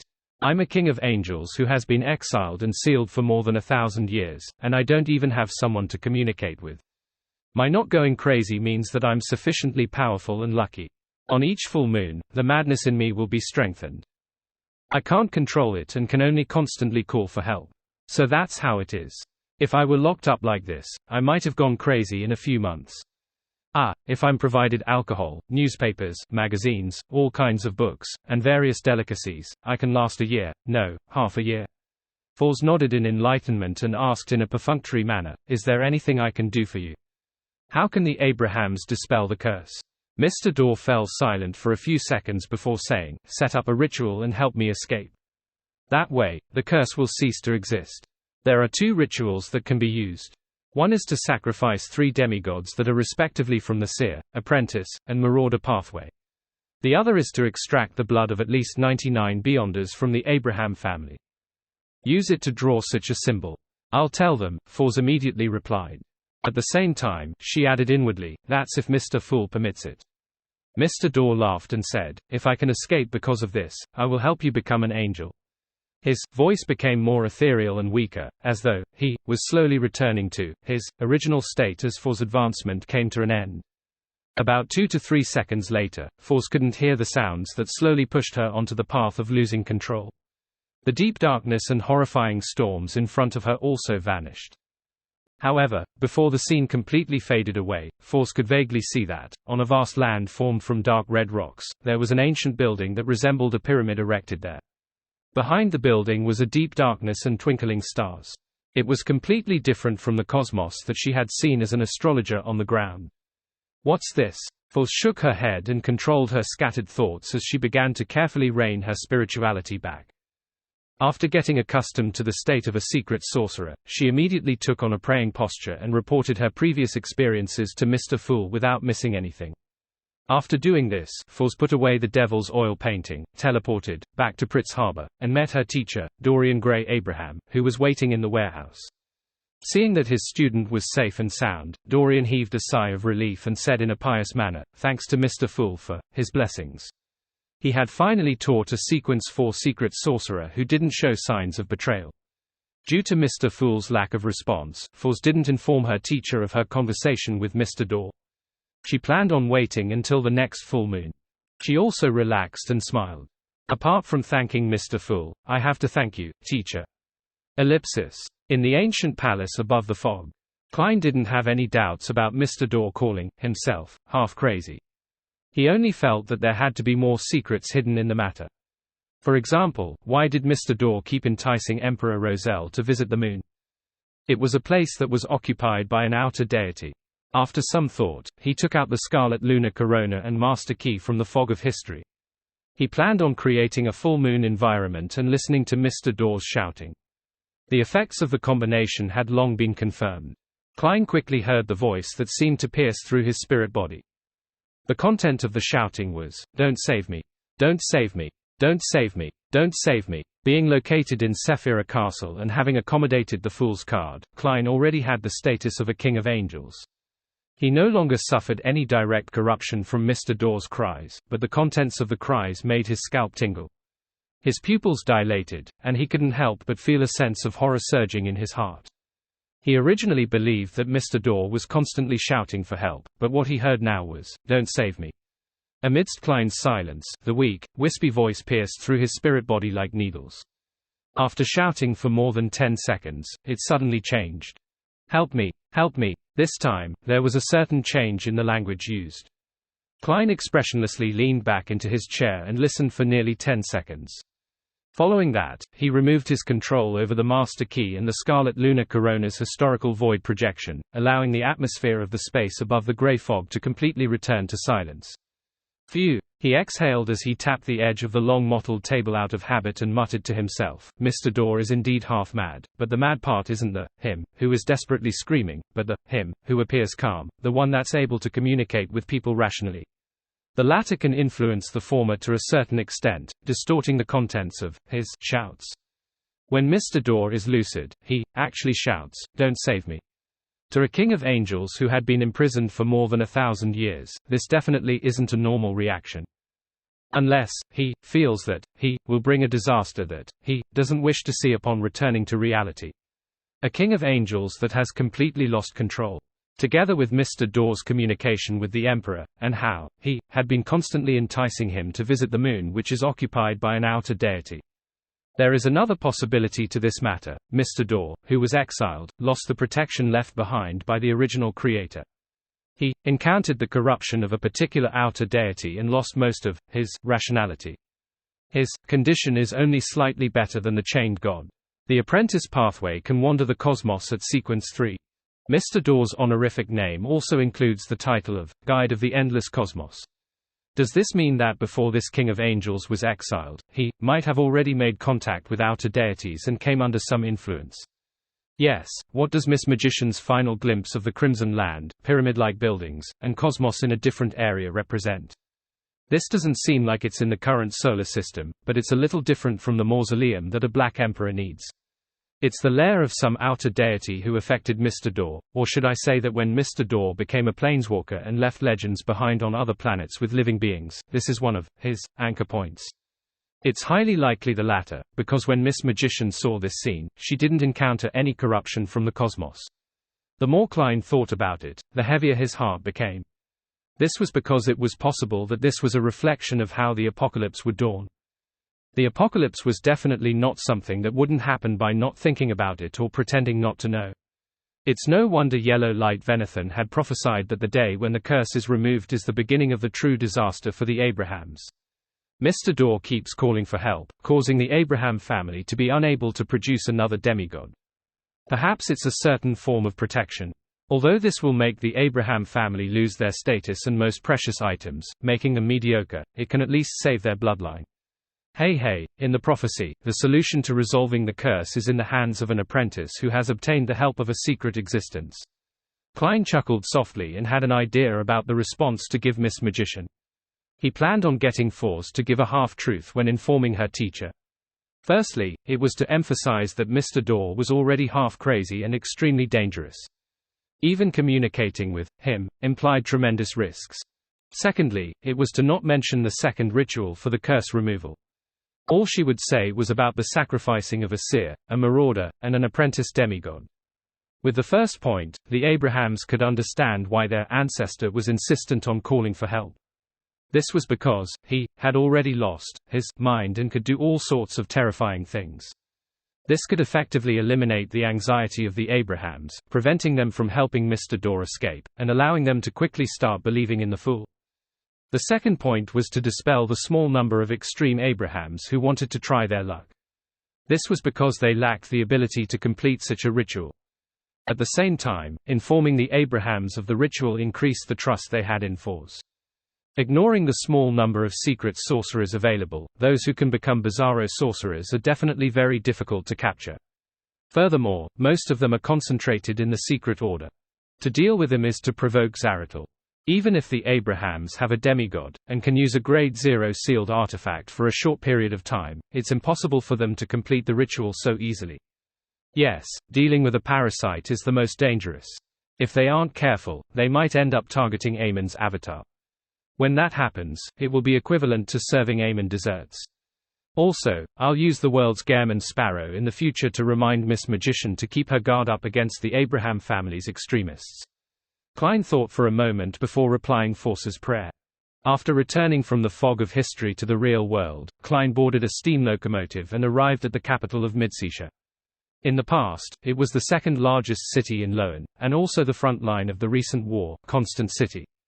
The damage suffered here is very serious. After getting off the train and leaving the platform, Klein stood up high and looked at the industrial city. Although it was his first time here, he had seen all sorts of pictures of Constant in newspapers and magazines. Those photos were all black and white, and they recorded the various aspects of this city. Among them, there were 3 points that left a deep impression on Klein. Firstly, it was filled with chimneys and tall blast furnaces. It was as though it was a man-made forest. It gave a striking visual impact, one that was more representative of industry than Backland. Secondly, the majority of the buildings used concrete and steel. They were more densely built than their counterparts in Backland. Thirdly, there were many places that were stained with coal ashes, including the bodies of humans, but the air quality was better than Backland because the sea breeze was strong. And now, the towering blast furnaces, chimneys, and tall buildings had become rather sparse. All that was left was a pile of ruins. However, in comparison, the damage dealt to the factory district was lesser than the residential areas. This was because there were many steel and military factories that were equally important to Fazak. The death toll here is definitely more than 100,000. Klein sighed inwardly. He carried his luggage and walked down the stairs to the steam locomotive station and entered Constant City. On the way to the hotel, he continued his acting as a miracle invoker and randomly chose a young, burly man in his 30s. I'm a wandering magician. My best magic trick is to grant anyone's wishes. Do you want to try it? The previously thin-skinned Klein was now able to strike up a conversation naturally. The burly man glanced at him and waved his hand impatiently. Can you let my father, mother, 2 brothers, and a child be revived? With that said, he didn't wait for the magician to respond as he walked towards the nearest public carriage station in a slightly irritable manner. He struck his left chest with his right fist. Klein stood where he was and maintained the smile on his lips as he quietly watched the man leave. He recalled a magazine he had read on a steam locomotive. It contained several pages of images reflecting the current state of each cemetery in Constant City. The tombstones were similar to the original chimneys and blast furnaces. The racks that held up urns of ashes resembled tall buildings that had collapsed. The entirety of Constant City seemed to be buried in a cemetery. Retracting his smile, Klein walked around the already dried-up fountain and walked to a nearby inn. Along the way, he heard many pedestrians discussing haunted places and the places with terrifying monsters. When I was passing by the Maris River, I heard a lot of people crying in the water. I didn't dare to look and ran back into the city like the wind. That's nothing. I saw something even scarier on 9 Hyacinth Street. There was a face plastered on the window there. A very pale face. A few passers-by disappeared behind my house, and the blood continued all the way to the nearest ruin, but the police couldn't find the bodies. How terrifying. May the goddess bless us. Holy Lord of Storms. Let these ghosts and monsters stay away from us. By the way, City Hall has posted an announcement that we are to report it to the police the moment such things are discovered. From the looks of it, the meat grinder-like war made it impossible to placate many corpses, allowing them to turn into ghosts.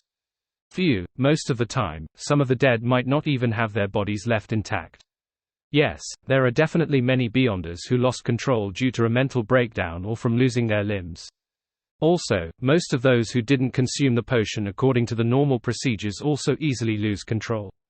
The Nighthawks and mandated punishers will definitely clear up these matters, but at least in Constant City, people might have encountered plenty of Beyonder matters for quite a long period of time. After all, some ghosts and monsters are good at evasion and hiding. They are innately very cunning. Klein walked straight and gained a new understanding of Constant's situation. Here, encountering supernatural events was no longer a coincidence. Instead, it was a daily occurrence with a certain probability. At this moment, Klein saw a group of Nighthawks wearing red gloves and black trench coats walk across the crossroad ahead of him. However, he didn't recognize any of them. Indeed, the Cathedral of Serenity has sent the Red Gloves team to help. Ah, what's happening nearby? Klein nodded indiscernibly and, following his spiritual intuition, cast his gaze to a particular apartment building behind a pile of ruins. On the 4th floor, behind an oriel window, a greatly rotting face was plastered to the window, looking out through the glass.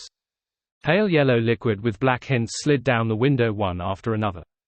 Eric had become a captain of a Red Gloves team during the later stages of the war, as well as advancing to Sequence 5 Spirit Warlock. He had witnessed the deaths of the ex-captain and ex-ex-captain. He knew that a higher sequence wasn't a guarantee that he would be safer. Care and caution was what mattered. To the elite Red Gloves of the Nighthawks, this was a concept that almost everyone believed in. This was because ordinary Nighthawks might only encounter ordinary problems that looked like supernatural events. Occasionally, there would be slip-ups, and it was highly likely that they would rely on their Beyonder powers to turn the situation around. As for Red Gloves who worked on various important cases, their hidden targets were definitely rather dangerous. At that moment, Eric stood on the 4th floor of the apartment on 14 Priya Street. Facing the tightly shut dark brown wooden door, he surveyed the area and said, 2 Nighthawks have already gone missing here. We must not be careless. Initially, several residents of this apartment block reported it to the police. They claimed that Unit 403 had a stench, and the tenants of Unit 303 often heard heavy footsteps from above. The policemen in charge of the area took 2 days before coming to investigate. However, they didn't walk out of Unit 403. After the police confirmed this, they immediately transferred the case to the Church of Evernite. However, the 2 Nighthawks who came to deal with it also disappeared. The door to Unit 403 remained tightly shut. Due to this premise, the Church of Evernite's Archbishop of the Mitsisha Diocese entrusted the matter to Eric's team and allowed him to apply for a Grade 1 sealed artifact as support. Yes, Captain. The members of the Red Gloves team either nodded or spoke in response. Eric didn't say anything else as he stood in front of the dark brown door of Unit 403 which remained tightly shut. He raised his red-gloved left hand and knocked on one of his teeth. A blurry figure suddenly appeared in front of him. As though it had no substance to it, it passed through the gap in the door and entered Unit 403. Eric's expression was unusually focused, as if he was observing the situation in the room through that blurry figure. It was a natural spirit that he controlled. It wasn't especially powerful, but it had special abilities. It usually lived on his left front tooth. Under the current situation, Eric believed that they shouldn't barge in directly. It was best to do reconnaissance first. Even if his team had a good mix of powers and a powerful sealed artifact to help them, they had to be cautious. If he could figure out the situation inside and prepare for it in a targeted fashion, he believed that things would be much easier. Right at this moment, tiny blood vessels protruded in Eric's eyes, and some of them even exploded. When his vision turned bright red, Eric heard a heavy creak. The dark brown door suddenly opened. There were a total of 6 figures in the room. 3 police officers wore black and white uniforms. They were sitting on high back chairs, high stools, and the sofa. Two of them were wearing half-top hats, black trench coats, of which one was standing by the door, and the other was standing behind the oriel window. His face was pressed to the surface of the glass as if he was watching the streets downstairs. There was also a figure sitting on a high stool at the edge of the balcony. In front of him was an exquisite astronomical telescope. The skin of the six figures began to swell, as though they had been injected with gas. Some parts of the body had even cracked and were highly decomposed, but they still hadn't dried up. They exuded a bluish-black glisten as light yellow liquid with hints of black flowed out. Sensing the door open, the six figures turned to look at Eric and the others. The first was the Nighthawk standing in front of the door. The last was the man wearing a cotton shirt behind the astronomical telescope. He had one of his eyeballs, its blacks and whites separated clearly, glued to the telescope's lens, allowing him to only use his remaining black, empty socket to scan the Red Gloves team outside. A faint stench drilled into the noses of Eric and the others as an indescribable coldness filled the surroundings. Eric instinctively raised his hand to hit his teeth, releasing more spirits. Then, he used his Nightmare Beyonder powers to forcefully drag all his targets into a dream. However, no matter how he tapped his teeth, he didn't release his soul. His Spirit Warlock Beyonder powers seemed to have vanished instantly. At the same time, a nightmare in the Red Gloves team also discovered in surprise that he was unable to pull someone into a dream. At that moment, apart from the enhancement in their physique brought by the potion, their Beyonder powers mysteriously vanished. "Leave this place," Eric ordered without hesitation. He had never encountered such a strange situation before. All he could do was get the team to retreat first before choosing a sealed artifact to handle the situation in a targeted manner. However, he and his team members didn't move despite his orders. It was as though their bodies were no longer taking orders. Eric instinctively lowered his head and looked at his lower body. His legs were swollen and his pants were torn. In addition, he could clearly feel that his skin was decaying, rotting, and running with pus. He and his Red Gloves team had yet to truly come into contact with their target, but they had fallen into a nightmare of watching themselves die, swell, and rot bit by bit with no way to escape. Right at this moment, Eric's bloodshot eyes reflected a normal palm. He held the handle and gently pulled it. Thud. The dark brown door of Unit 403 closed once again, separating Eric and his Red Gloves team from the creatures in the room. They instantly regained control over their bodies. However, their legs seemed to have suffered significant injuries. It was a little difficult to move them, be it raising their feet or bending their knees. Eric didn't bother checking on his injuries. He quickly cast his gaze on the palm that closed the door, and its owner. It was a young man wearing an ancient hat and a long black robe. His facial features were ordinary, making it impossible for one to have a deep impression of him. It was a face that one forgot in seconds. "I sincerely advise you to return now and leave the matter to the Archbishop or high-ranking deacons to handle. Of course, you have another choice. That is to ask me to grant a wish. I'm a wandering magician named Merlin Hermes. My specialty is granting the wishes of others." Klein spared no effort in enticing others to make a wish. When he saw the rotting face on the oriel window earlier, he suddenly had an ominous feeling, so he specially came over to confirm what had happened. Grant wishes. Eric recalled the education he had received during his training in the Holy Cathedral. A high-sequence Beyonder might be in a state of being imprisoned or sealed. They will pretend to be mystical items that can grant wishes, and they will entice you into helping him escape. The corresponding examples include granting 3 wishes and wishing pools. Is this a high-sequence Beyonder? But he doesn't look like he's imprisoned or sealed.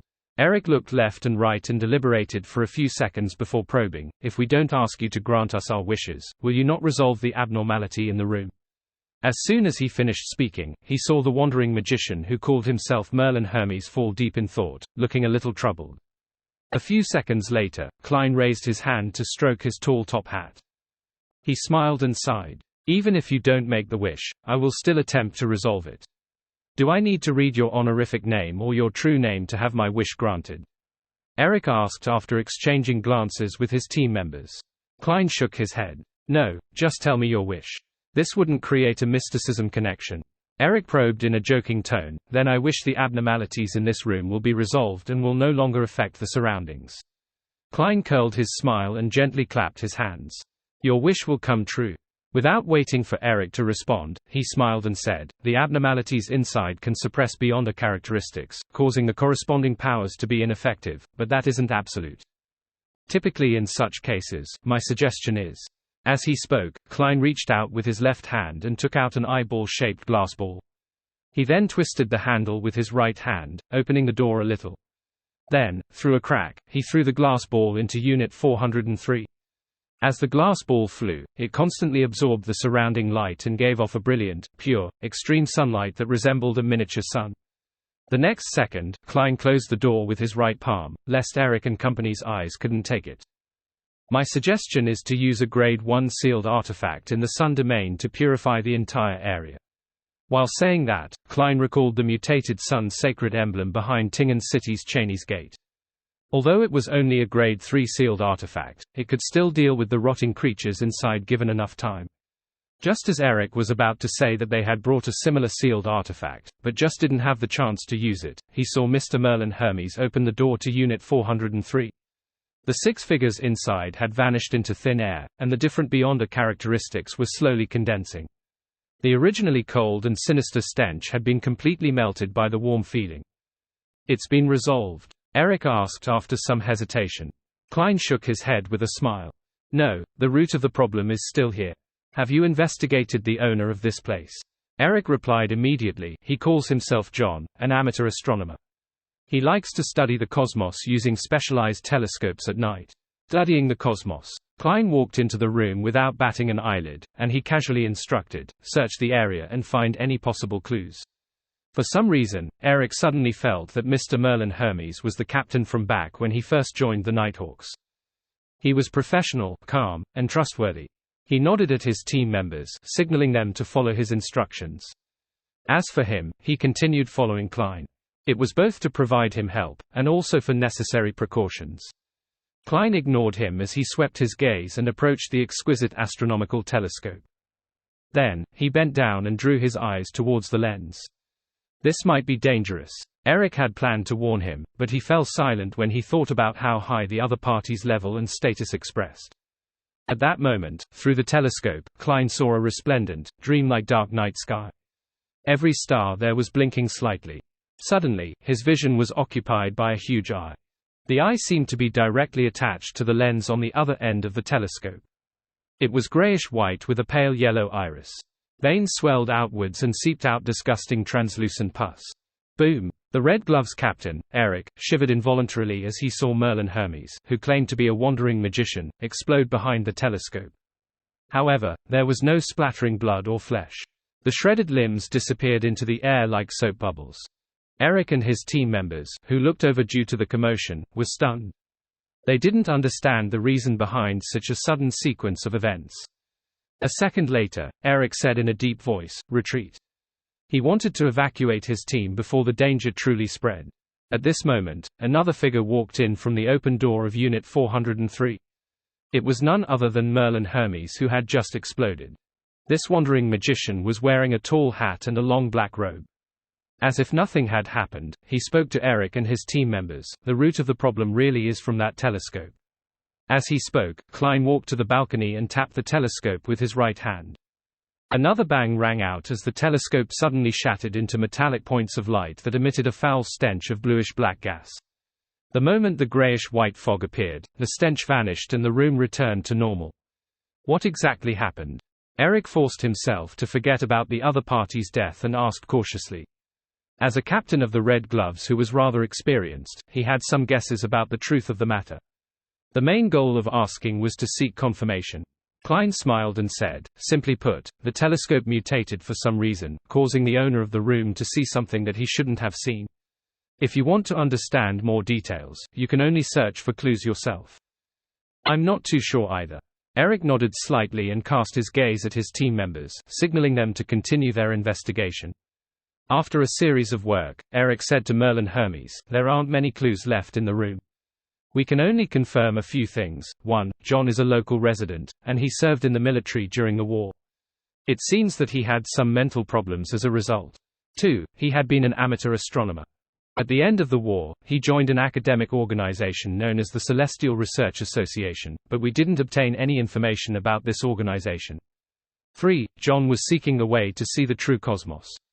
Upon mentioning the word cosmos, Eric paused slightly, as though he had received a warning from the upper echelons of the Church of Evernite. He joined an organization known as the Celestial Research Association after the war ended. Sought the way to see the true cosmos. Klein combined this knowledge with his experience, and had a certain level of confidence in the matter. He nodded and said, "You should know that the cosmos means danger. You can't even try to understand it.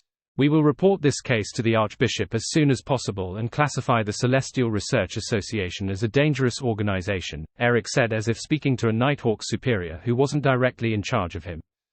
Klein didn't respond as he walked to the door and sighed. Indeed, war really does have an irreversible impact on all aspects. After the fall of the god of combat, the already crumbling barrier set up by the primordial one lost parts of its support. As for the Evernite goddess, she has yet to fully gain control of the corresponding uniquenesses. As for becoming a great old one, who knows how much longer that will take. Under such circumstances, the intrusion of the outer deities into this world would naturally deepen. This has combined with the damage that many ordinary people have suffered from the war. Klein suspected that, during the subsequent period of rebuilding after the war, many cults that pointed to the different outer deities or cosmos would appear secretly in Loen. If he allowed them to spread their faith and attempt various risky attempts, the apocalypse would definitely be brought forward. As he sighed, he walked out of Unit 403. His figure blurred, turning transparent until he disappeared. In a hotel near Priya Street, Klein, who had long since moved in, picked up the coffee in front of him and took a sip. Taking advantage of the fact that it was still early, he went out once again and took a carriage to the outskirts of the coastal Constant City. There was a cemetery. The stone tablet stood erect like a short forest. Klein walked through the cemetery and found a tombstone with the help of his spirituality. The name on the tombstone wrote, Welch McGovern. This was the original Klein's university schoolmate. As he had bought the Antigonus family's notebook, he had mysteriously died in Tingen. This had indirectly caused Joe Mingrui to transmigrate. Welch McGovern's father was a banker in Constant City. He had spent money to bring his son's corpse back to his hometown and buried it in this cemetery. Klein stared at the photo on the tombstone for a few seconds. He bent down and placed the bouquet of white flowers in his hand in front of Welch's grave. Just as he was about to turn and leave, he suddenly stopped in his tracks. 20 to 30 seconds later, an old man with a black cane walked over from another direction. Klein recognized him and knew that he was Welch's father. He was the Mid-Seasia County banker who had once invited him and his schoolmates to a sumptuous meal. However, compared to a few years ago, this gentleman had aged significantly. He was originally a very energetic middle-aged gentleman, but now, his hair was half white. There were many wrinkles on his eyes, mouth, and forehead. "Who are you?" Welch's father looked at the stranger in front of the grave. He asked, puzzled and wary. Klein sighed and said, "Mr. McGovern, I'm Welch's friend. I just happened to pass by Constant City recently." Welch's father nodded slightly and said in a deep voice, "He's a very sociable person. I only know a number of his friends." His words were an attempt to explain why he hadn't invited Klein to the funeral and how sorry he was. Klein didn't say anything else as he looked around and said, "Is there anything you need help with? Or do you have any wishes that you wish to have fulfilled? I hope I can provide you with some strength." Welch's father looked around and smiled bitterly. "Can you allow all the dead here to stand up again? It's not impossible, but they will be different from what you have in mind." Klein sighed and shook his head. "Then can you allow Constant to return to its original state?" Welch's father asked with a bitter smile. Without waiting for Klein's reply, he sighed and continued, "There's no need to provide any help. I can achieve what is possible myself. If it's impossible, then I can only pray to the deities." As he spoke, the banker went past Klein and walked to his son's tombstone. He bent down and put down the bouquet of white flowers. Klein looked at his back and muttered to himself, "I will try my best." With that, he turned around and left the cemetery.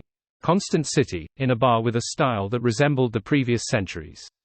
A man donning a thick jacket carried his beer and walked to a wooden board beside the bar counter. He tried to find a part-time job on the notices pasted on it. Suddenly, he saw a strange mission. "I'm a reporter. I want to gather all kinds of stories from different people. It's best if you had personally experienced it yourself. The remuneration I can provide is to satisfy your wish to repair and rebuild your house for free. I have sufficient resources in this aspect. Merlin Hermes. The man subconsciously frowned. He felt that this request was too strange, like it was a prank. Can you read the words on it? A thin man who was sitting beside the wooden board took the opportunity to ask. Few patrons of this bar were literate. Even if they wanted to find a job, or accept the corresponding commissions, most people were unable to understand the notices on the wooden board, and the bartender could only remember the few with the highest pay. As a result of this situation, the thin, feeble man relied on the common Loanese terms he learned at the free schools to provide the corresponding interpretation at a quarter pence. This was how he made a living. The man shook his head, indicating that he understood Loanese. He pointed at Merlin Hermes' request and said, "Is this real?" "It is. That reporter is sitting by that corner, the one wearing a very tall hat." The thin, feeble man enthusiastically pointed him in the correct direction. The reporter had promised him a quarter pence for every person he introduced. The man holding the beer fell silent. After hesitating for a full 10 seconds, he walked to the corner and found the reporter named Merlin Hermes. "Will you really help me rebuild my house?" he asked worriedly. Klein pointed at the documents on the small round table and said, "We can sign a contract." "There's no need. Even if you provide some materials, I'll still be very satisfied." The man sat opposite Klein and said rather cautiously, "I don't have a very touching story. As long as it's real enough." Klein nodded slightly in encouragement. The man looked down and stared at the table. "I'm a constant native, and I used to have a decent job.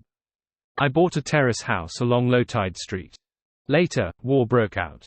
My house was reduced to ruins during one of the bombings. My eldest son, the child who just entered primary school, was buried inside. We had no choice but to rent a 2-bedroom room until the Phasations occupied Constant. They dragged my wife away and she never returned. Some time ago, someone requested me to identify her corpse. I couldn't even recognize her. She had rotten so much that you wouldn't even call it a corpse. However, in the pockets of her clothes, there was still our old water bill. When she was still at the rental apartment, she had always missed our home. It's the same for my younger daughter. I don't have much money now and can only barely maintain my life, but I wish to rebuild that house bit by bit. To be honest, I don't like telling others about my misfortune. I'd rather stay silent. But if I can really get help with the rebuilding efforts, then I can." Klein held a pen and paper and pretended to jot it down. He nodded gently and said, "Your wish will come true. Wait for me in front of the ruins of that house on Lowtide Street tomorrow." At the same time, he pushed a 1 soldi note over. "This is for your drinks. My treat." The man's eyes flickered. He seemed to want to refuse it, but in the end, he still picked up the note. The next day, after sending his younger daughter to the church school, he walked along the familiar path to the familiar Lowtide Street and saw that familiar house. Its chimney, its windows, its door, and the weeds on its walls hadn't changed at all. It was so familiar, as if its beautiful female owner would open the door in the next second and walk the 2 children out to welcome their father. The man was stunned, unable to believe that this was real. However, even if it was an illusion, he was willing to embrace it. After several days, Klein, who had completed a slew of similar wishes, pushed open the window of the hotel and snapped his fingers in the morning light fog. In an area of the city overlooking Constant, Welch's father woke up out of habit due to his dreams of his dead son and family. He walked to the balcony to take in the morning air. Under the light of dawn, he suddenly saw chimneys and blast furnaces that resembled a forest. Alongside them were tall buildings. The former Constant city had presented itself to him, bathed in the orange light of dawn. As the residents of Constant were stunned by the miracle in front of them, Klein had already carried his suitcase and left the city with the roads. After creating such a huge commotion, he was worried that Zaratul would lock onto his location, so he didn't dare to stay any longer. With his present level and strength, he wasn't too afraid of fighting Zaratul head-on. However, he didn't wish to be ambushed. For Beyonders of the Seer pathway, being prepared and not was completely different. Once Klein revealed his location and didn't leave in time, an unprepared him would end up facing Zaratul. He could imagine that even if he was now Sephira Castle's owner and still had one more resurrection chance, there was also a huge risk of completely perishing. Furthermore, he didn't know what state Amon was in right now. Was he still being pursued by the true creator? Was it possible for him to suddenly appear by his side and steal everything? Due to this thought, Klein once again embarked on his journey. in the basement of a house in Southfield County. The few Sequence 7 Beyonders of the Abraham family gathered here according to a prior agreement. That's pretty much it. Dorian Gray shared what Mr. Dorr had said in its entirety through his student, Fours. The years of exile and being sealed was enough to drive the ancestor crazy.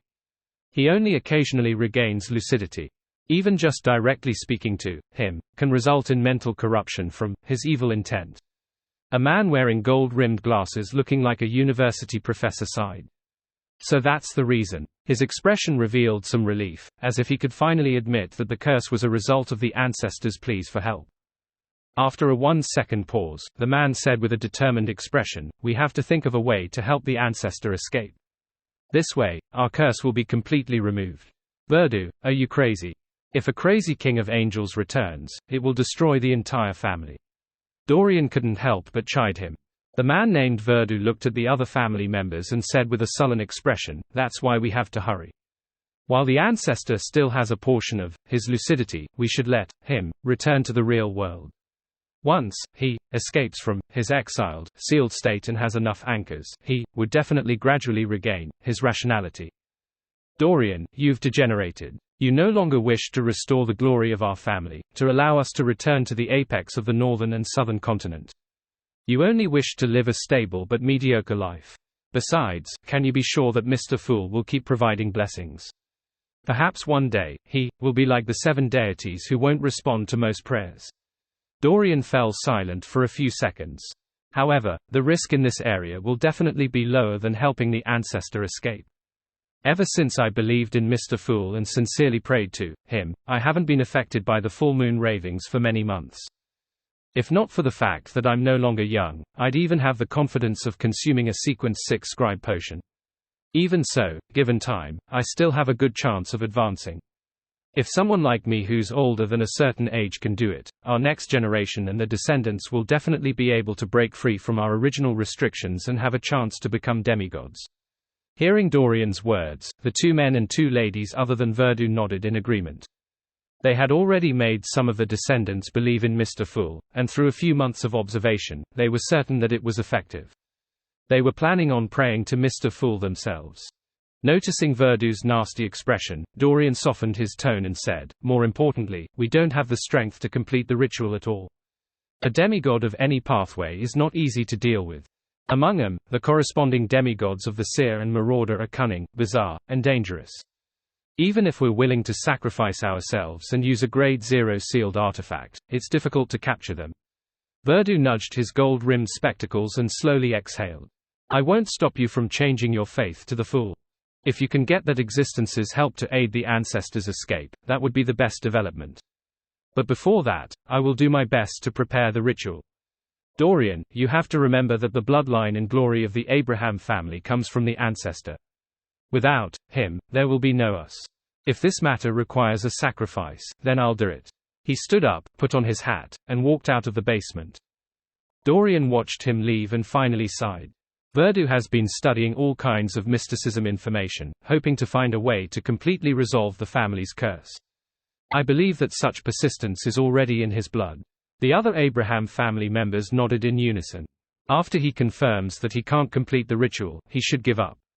They too hoped that Verdu would succeed, but they found it virtually impossible. On Blue Mountain Island, where Byam was located, the private harbor that originally belonged to the Resistance, a group of workers, who had just finished laying the gas pipes, were just about to find a place to rest and wait for the carriage sent by the Church of the Sea God to ferry them back to Byam when they saw the half-giants purportedly from the northern Phasax Islands carry heavy, grayish-white stone materials. Each step left an imprint on the land. These workers had participated in the construction of harbors, cathedrals, and art museums, so they knew how heavy the grayish-white stone materials were. They remembered that, even with the help of logs, horses, and machinery, it was very difficult for people to transport such stone materials.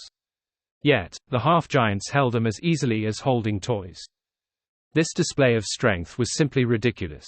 When Derek saw that the outer walls and some of the buildings of the town had been built under the efforts of the City of Silver's reconnaissance team, he nodded and said to Liavel and Candice, "It's time to return to the City of Silver and tell the chief about the situation here." None of the members of the City of Silver's reconnaissance team objected.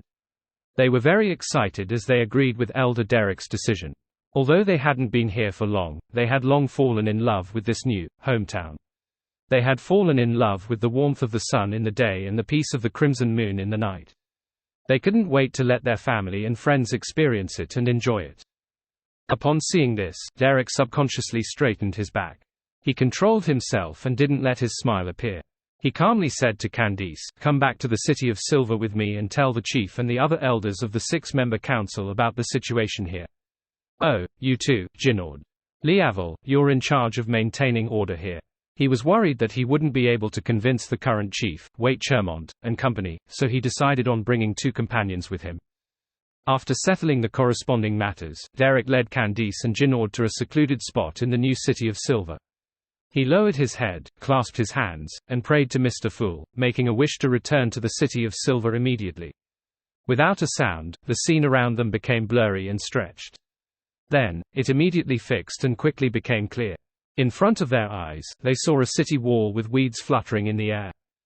In just a few seconds, Derek and his 2 subordinates returned to the entrance of the City of Silver. "This is a miracle." Candice rubbed her eyes with a hand that wasn't holding a weapon, and marveled from the bottom of her heart. She had imagined many ways of returning to the City of Silver, but she had never thought of returning so directly. To her, this was a miracle bestowed by a deity. Jinord shook the glass lantern in his hand and muttered without thinking, "This is much brighter than the beast-hide lantern." Before he could finish his sentence, he came to his senses and revealed a pure smile without a hint of gloominess. This time, they would be the messengers of dawn who would lead the residents of the City of Silver out of the forsaken land of the gods. Derek heaved a sigh of relief and maintained his stern expression. "Let's immediately find the chief and arrange for everyone to carry out the migration." He had heard Mr. Hanged Man talk about many matters that failed at the cusp of success. He didn't wish for the City of Silver to have such an outcome. As such, all the other matters had to be done as quickly as possible. When they passed through the door, the City of Silver residents in charge of guarding the door looked curiously at the 3 scouts and saw hope from their rosy, glowing faces. "Did Leavel and the others not come back?" someone asked worriedly, afraid that the other members of the reconnaissance team had already sacrificed themselves. Derek simply replied, "They've remained in the outside world to build a temporary camp." The guards didn't ask further, afraid that they would delay their time. They watched as Derek and company headed for the Twin Towers. Not long after, Derek, Candice, and Jinord saw Chief Waite Chermont and the other members of the 6-member council. They described the key points of what they saw and heard in the outside world. At the end of the report, they even took out pocket watches, music boxes, and other exquisite machinery to prove it. The members of the 6-member council other than the 2.5-meter tall Waite Chermont, who had a tattooed symbol on his head, and Derek, looked at each other and sighed. "Your experience is like a dream. No, I can't even dream of such a scene." With that said, he solemnly asked, "Has the dungeon meant to store the sealed artifacts been constructed?" "That was the first building we completed." Derek gave an extremely clear answer. Waite nodded slightly and immediately issued an order. "Get everyone to bring their necessary items and gather at the training ground. To prevent any accidents, we will directly pray to Mr. Fool and ask him to transfer us over." Having said that, Waite pondered for a moment and said, "Mr. Fool has previously sent a revelation to let us wait for another 3 hours for the ancient survivors from Moon City to rendezvous with us. However, this doesn't affect our preparations ahead of time. Also, tell everyone that the environment in Moon City is very tough. Many of them have deformities. We have to look at them normally." Although the City of Silver had the black-faced grass as their staple, they would eat the flesh of monsters from time to replenish their strength. This made him occasionally have deformed children. Therefore, everyone was no stranger to this phenomenon. "All right." The other members of the 6-member council responded without any hesitation, revealing an irresistible, excited expression. This time, they were no longer seeing the light, but were directly welcoming the day. The forsaken land of the gods, Moon City. When Ardal, Sin, and Roos heard the high priest's voice resound throughout the city, they became abnormally excited. They stood up almost at the same time and carried the beast-hide bags that they had prepared earlier on their backs. Inside were distributed mushroom powder, dried mushrooms, and various monster leathers, as well as different beyonder characteristics of different states. To them, even though they were excited and were full of hope for the future, the suffering they had been through made them take precautions. They tried their best to carry as much food as possible. A few flashes of lightning before, the priests of Moon City had received Mr. Fool's divine revelation and stopped sending out hunting teams. They also instructed every resident to pack their important items and prepare to leave at a moment's notice. In less than a minute, Ardell and company walked out of their houses with lanterns in hand and arrived on the streets. As their eyes met, their faces, which were either filled with tumors or deformities, were filled with unconcealed joy. They had no negative emotions towards abandoning Moon City and leaving their hometown. This was the source of their nightmare. It was unknown how many generations of people had lost their happiness in their childhood. When they were gathered at the square with a high platform, they suppressed their excitement and lined up in an orderly manner, checking to see if the neighbors had already arrived. Soon, all the residents of Moon City arrived. High Priest Nim walked up the platform and said with a smile, "Everyone, I received a divine revelation.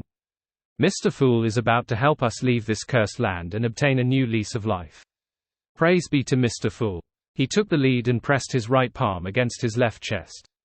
This was a gesture they had invented to praise Mr. Fool, and Mr. Fool hadn't objected to it. Praise Mr. Fool. The residents of Moon City pressed their right palms to their left chests, expressing their gratitude and devotion. As their voices echoed, the gray-haired Nim raised his hand and lowered it for silence. "We'll head to the City of Silver first and meet with the survivors there. Then, we will head to the world of light together. Don't worry. Mr. Fool will protect us. Okay, shut your eyes and start to pray." With that said, the high priest clasped his hands and pressed them against his lips. He sincerely prayed to Mr. Fool, hoping that the mighty existence could satisfy the greatest wish that the Moon City had accumulated over the past 2,000 to 3,000 years, generations. In the next second, the demigod of the Evernight pathway acutely sensed the changes in his surroundings. He opened his eyes, surveyed his surroundings, and discovered that stone pillars were becoming clearer. Lanterns hung on it as tall figures rapidly outlined. This is the City of Silver. We've already arrived in the City of Silver. This is the might of a deity. Praise Mr. Fool. Ardell, Sin, and company quickly observed their surroundings. They subconsciously had a certain good impression of the City of Silver. As a missionary of God, His Excellency Gairman Sparrow had once mentioned that he had first arrived in the City of Silver after entering this cursed, forsaken land. This was the beginning of where God's brilliance spread out from the eternal darkness. It was the origins of all hope. The figures quickly became clear. Most of them were more than 2 meters tall. Their facial features and bodies were normal and there were no signs of deformation. They too were sizing up the residents of Moon City with curious and wary gazes. Their oppressive height and the enviousness of their normality made Sin, Roos, and the others nervous. They felt inferior and uneasy. However, with a sweep of the gaze, they saw quite a number of City of Silver residents biting mushrooms that had roasted surfaces. From time to time, they would suck the hot liquid from white, full mushrooms. This familiar scene caused the people of Moon City to gradually relax as they treated these half-giants as their own. The chief of the 6-member council, Wait Chermont, nodded and said to Nim, who was supposedly the leader of Moon City, "Are you ready?" His gaze was calm and natural. He didn't look down on them because of their terrifying appearance. Afraid that an accident would happen, Nim immediately replied, "Ready and good to go." Wait Chermont immediately cast his gaze at the City of Silver residents. "Finish your meal within 3 minutes and begin praying." In less than a minute, the residents of the City of Silver finished their milk and put away the remaining food in their hands. They sincerely prayed to Mr. Fool. The miraculous descent of the ancient survivors of Moon City made them more confident in leaving the forsaken land of the gods. They truly believed in Mr. Fool. A few seconds later, everyone in the City of Silver's training ground disappeared. The city was left completely silent. Soon, the corrupted weeds would grow, and monsters would wander around the streets and houses. In just a few blinks of an eye, the residents of the City of Silver and Moon City arrived in front of the giant king's palace, which had the dusk frozen. This was a ritual that Klein had deliberately planned. It was to allow the ancient survivors of the forsaken land of the gods to bid farewell to the past. Shocked by the grandeur, epicness, and mythical impression of the giant king's court, the residents of the City of Silver subconsciously turned their heads and looked down and into the distance. Beyond the orange-red dusk, the ground was completely blanketed in darkness. Occasionally, lightning would flash across the sky, revealing the outline of ancient buildings, towering mountains, and the deformed plants. As the lightning descended, darkness surged in again, devouring everything. Then, the City of Silver and Moon City residents turned their heads and cast their gaze deep into the giant king's palace. There was an open door, and outside the door was a blazing golden ocean. The people who were blinded by the sunlight immediately felt their surroundings become blurry, and the scene quickly shattered. The fragments quickly reassembled, turning into a deep blue ocean, the smell of fish, striking sounds, and the orange-red sun that had yet to come close to the horizon. The residents of Moon City and the City of Silver looked around in shock and anticipation. They saw the luxuriant forest that wasn't distorted at all. They saw the stone buildings that had yet to have been refurbished. They saw Leavel and company and saw the path towards the harbor and the ship that was docked there. Many people's vision turned blurry as though they were undergoing the catharsis of the holy light. They could clearly sense that there was no depravity, filth, or mysterious power here. Most of the City of Silver and Moon City residents lowered their heads and knelt on the ground, praising Mr. Fool loudly as they kissed the sweet-smelling soil. It wasn't that the others weren't grateful to Mr. Fool, but that they were still spellbound by such a scene. Every fiber of their being was shocked. After they recovered from their initial shock, Leavel went up to meet his wife and daughter. As he approached, he couldn't hold back his excitement and joy. He opened his mouth, wanting to tell his wife and children what he had seen and heard during this period of time. However, he realized that there were just too many things he wanted to share. Like countless rushing rivers, they surged to his throat and blocked his voice. After a few seconds, Leavel said, We have a new home." Before he could finish his sentence, the nearly 2.5-meter tall half-giant hurriedly reached his hand into his pocket and extended it towards his wife and daughter. "This is given to us by the Oracle, milk candy. All of them say it's delicious." A smile appeared on Leavel's face. There were two objects which were the size of a thumb and wrapped in thin sheets of paper. Its surface was wrinkled, having soaked in a little sweat. Milk candy. Leavel's wife didn't quite understand this term. It was a new word in Jotun that mixed milk and honey. Their daughter was infected by her father's emotions. She boldly took the candy and was about to stuff it into her mouth. No, you have to peel off the outer layer." Leavel hurriedly took back the two milk candy and peeled off the wrapper before handing one each to his wife and daughter. His daughter bit down and ground her teeth forcefully, producing a cracking sound. She narrowed her eyes slowly and her expression gradually became more intoxicated. During this process, she couldn't bear to even speak. Seeing her daughter's behavior, Leavel's wife ate the candy. She felt that this was a very precious thing.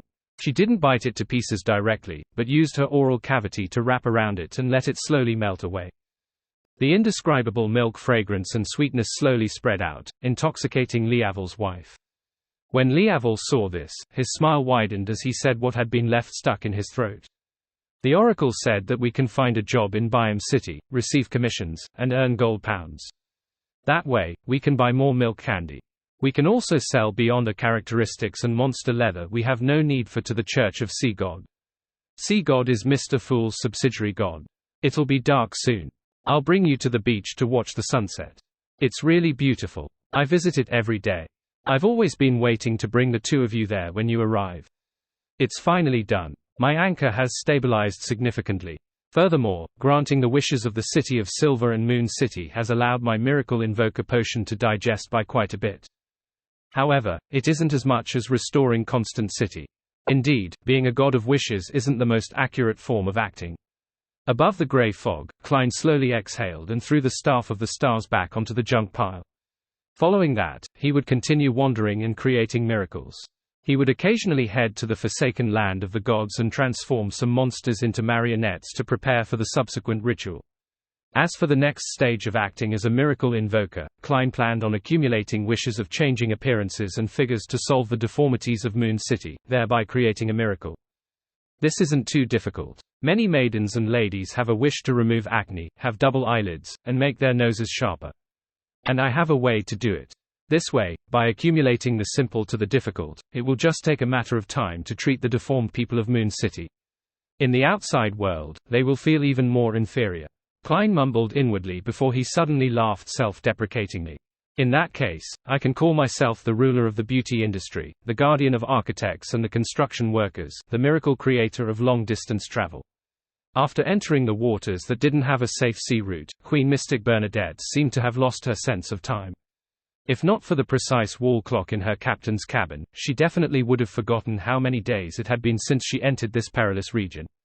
The violent winds and torrential rain made the boat fly up from time to time, sometimes getting thrown to the side, as if it was a preview to the impending apocalypse. Bernadette watched calmly as she waited patiently without interfering with the Dawn's situation. After some time, the storm finally calmed down. At this moment, a black outline appeared in the distance.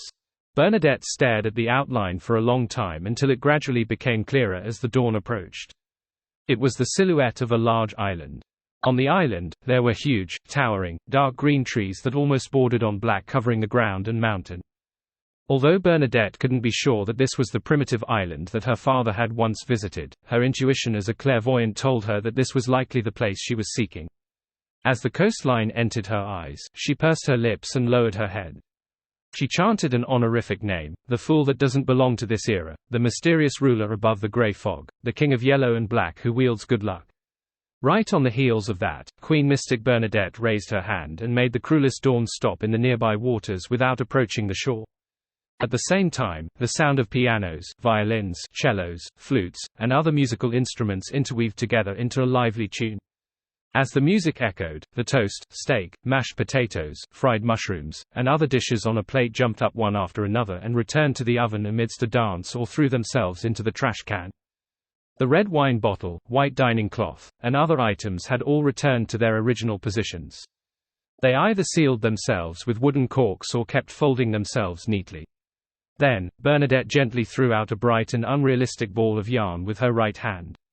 The ball rolled into the void, leaving a thread behind. Bernadette followed it and strolled through the spirit world before arriving at the border of the nameless island. This Queen Mystic wasn't in a rush to head deeper. She searched for the possible existence of the Black Emperor Mausoleum, and she cautiously made her sea-like blue eyes turn dark and deep. She temporarily lost focus, as though she was prying into the secrets of the River of Fate. A few seconds later, Bernadette's eyes returned to normal as she subconsciously looked up into the sky. She felt that she was being watched by a certain existence. Of course, this was something she had expected, as she had taken the initiative to recite Mr. Fool's honorific name. Above the grey fog, in the ancient palace, Klein accommodated the Fool's card, draped himself with the curtain, and held the staff of the stars. He was checking the situation on the island through Queen Mystic's prayer light. In his true vision's field, the island was shrouded in a thin layer of distorted blackness. It made it impossible for him to see the situation inside directly. He could only obtain Bernadette's point of view. Even if it's not the primitive island that Emperor Roselle discovered, this place isn't simple. Klein nodded indiscernibly as he waited for Queen Mystic to do a deeper exploration. Bernadette didn't use the ball of yarn anymore, because she had a premonition that she was going to lead herself into a dangerous abyss that she had no way of fending off. She took out an illusory hat and wore it. Her captain-looking figure disappeared, her existence concealed. This was also one of the fairy tale magic that stemmed from mystical reenactment. At its core was a hat that made one invisible. Then, Bernadette followed a path that appeared to have been opened up by humans and entered the forest consisting of huge trees. There were no birds chirping, no wild beast roars, or disturbance caused by crawling insects. It was so peaceful as if time had frozen, so dead that there was no sign of life. According to Bernadette's understanding, there should be many supernatural beings that had already gone extinct in the outside world. Normally, it would be quite lively. But now, she felt as if she was walking through an uninhabited cemetery. Every giant tree was a tombstone. If it were any of the Beyonders with weaker minds, they would definitely feel tense. Burdened with a heavy pressure, they would slowly approach the edge of losing control. However, Bernadette's expression didn't change at all, as though she was already used to proceeding through danger and strangeness. After walking for nearly half an hour, she still didn't see any living thing or even sense the wind. Suddenly, her vision opened up, because the huge trees in front of her had become sparse. Bernadette didn't feel any joy. Instead, she slowed down and raised her hand to press against her glabella. A pair of eyes that were without eyelashes appeared in front of her, looking cold and heartless. Then, the pair of eyes of mystery prying was grabbed by invisible hands and placed on an invisible person's face. This was Bernadette's invisible servant. The invisible servant brought the eyes of mystery prying and quickly crossed the remaining path to the open forest. During this process, its vision gradually became clearer, as if it was no longer affected by the faint blackness in the air. Finally, the invisible servant arrived at the boundary of the open region and transmitted the situation to Bernadette through the eyes of mystery prying. Outside the sparse forest, there was an empty space. There were countless creatures prostrating there. Among them were red dragons with skin flowing with flames. There were tree ants that had gnarls for eyes and hollows for mouths. There were demonic wolves with 8 legs, giants with 4 long limbs, and feathered serpents with oily feathers and scales with a dark green shade. The latter coiled there, resembling small hills. There were also different kinds of creatures that looked like human and wild beast hybrids. At this moment, they were all facing one direction. They had their upper bodies or heads prostrated, as though they were worshipping an unknown existence. None of them made a sound. There were even a few humans among them. 1, 2, 3, 4, 5. When Bernadette counted a few humanoid creatures, her blue eyes suddenly widened. She had learned from Admiral of Stars Katlia that the primitive island which her father had discovered had a special type of corruption that allowed dead creatures to return here, to the source, regardless of where their corpses were. Amongst the knights who served Emperor Roselle, Grimm was first to be killed because of this, followed by William and Polly. However, apart from the 3 of them, no one else was sacrificed in corresponding matters. And at that moment, there were 5 supernatural or mutated creatures present. In addition, Bernadette also knew that her father had eventually resolved the corruption problem and made the primitive island his secret base. Is this not the island? Queen Mystic examined the 5 humans through the eyes of mystery prying. They were dressed in opulent clothes from Roselle's era. Their faces were pale, the skin shriveled, and they looked more like zombies than humans. As the 5 of them were prostrating, Bernadette temporarily couldn't see their faces. She could only patiently wait for the praying to end. A few minutes later, those creatures straightened their bodies and the entire forest came alive. Seizing this opportunity, Bernadette saw the 5 of them and compared them with her memories and the images she knew. Grimm, he really is Grimm. This is the primitive island. That's Uncle William. I remember him. He taught me swordplay before.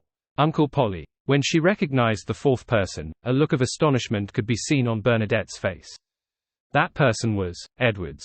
In Bernadette's memory, the knight had outlived her father's death. Then, he migrated his family to Lenberg. He hadn't died on this primitive island. According to the information she received from Vice Admiral Iceberg Edwina, Edwards had lived for nearly 100 years. He died peacefully and was buried in a cemetery in the suburbs of Lenberg. Uncle Edwards has also returned to this island. Didn't he not experience any corruption and didn't die because of this? Thoughts flashed through Bernadette's mind one after another. As a result, the eyes of mystery prying on the invisible servant's face kept staring at the human suspected to be Edwards. The gentleman had an old appearance and his hair was completely white. It was the same portrait of the ancestor in his advanced years, the one that Edwina Edwards had shown her. And from his facial features and outline, Bernadette could tell what he looked like in his prime. At that time, Edwards had been her equestrian teacher. Suddenly, the human who was suspected to be Edwards turned his head and gazed coldly at the invisible servant. Although Bernadette had inherited quite a bit of Emperor Roselle's inheritance, she definitely didn't rely on items to advance to this point in the mysterious world.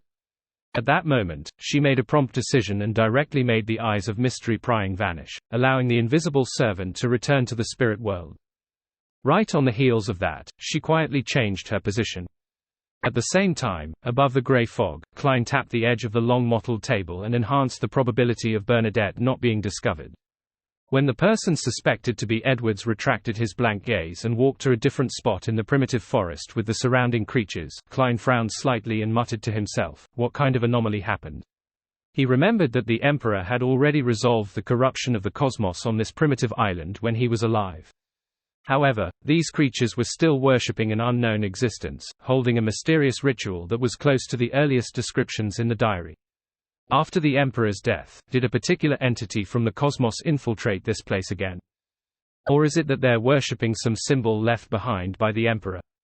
Who are the other 2? They look like Edwards and Benjamin Abraham from the historical fragment. Klein, who was temporarily unable to see what was being worshipped due to the faint black interference of the island, could only follow Bernadette's eyes to observe the surroundings. After a while, Bernadette, who was proficient in prophesying, finally confirmed that there was no living creature in the open space. She summoned the invisible servant again and gave it the eyes of mystery prying.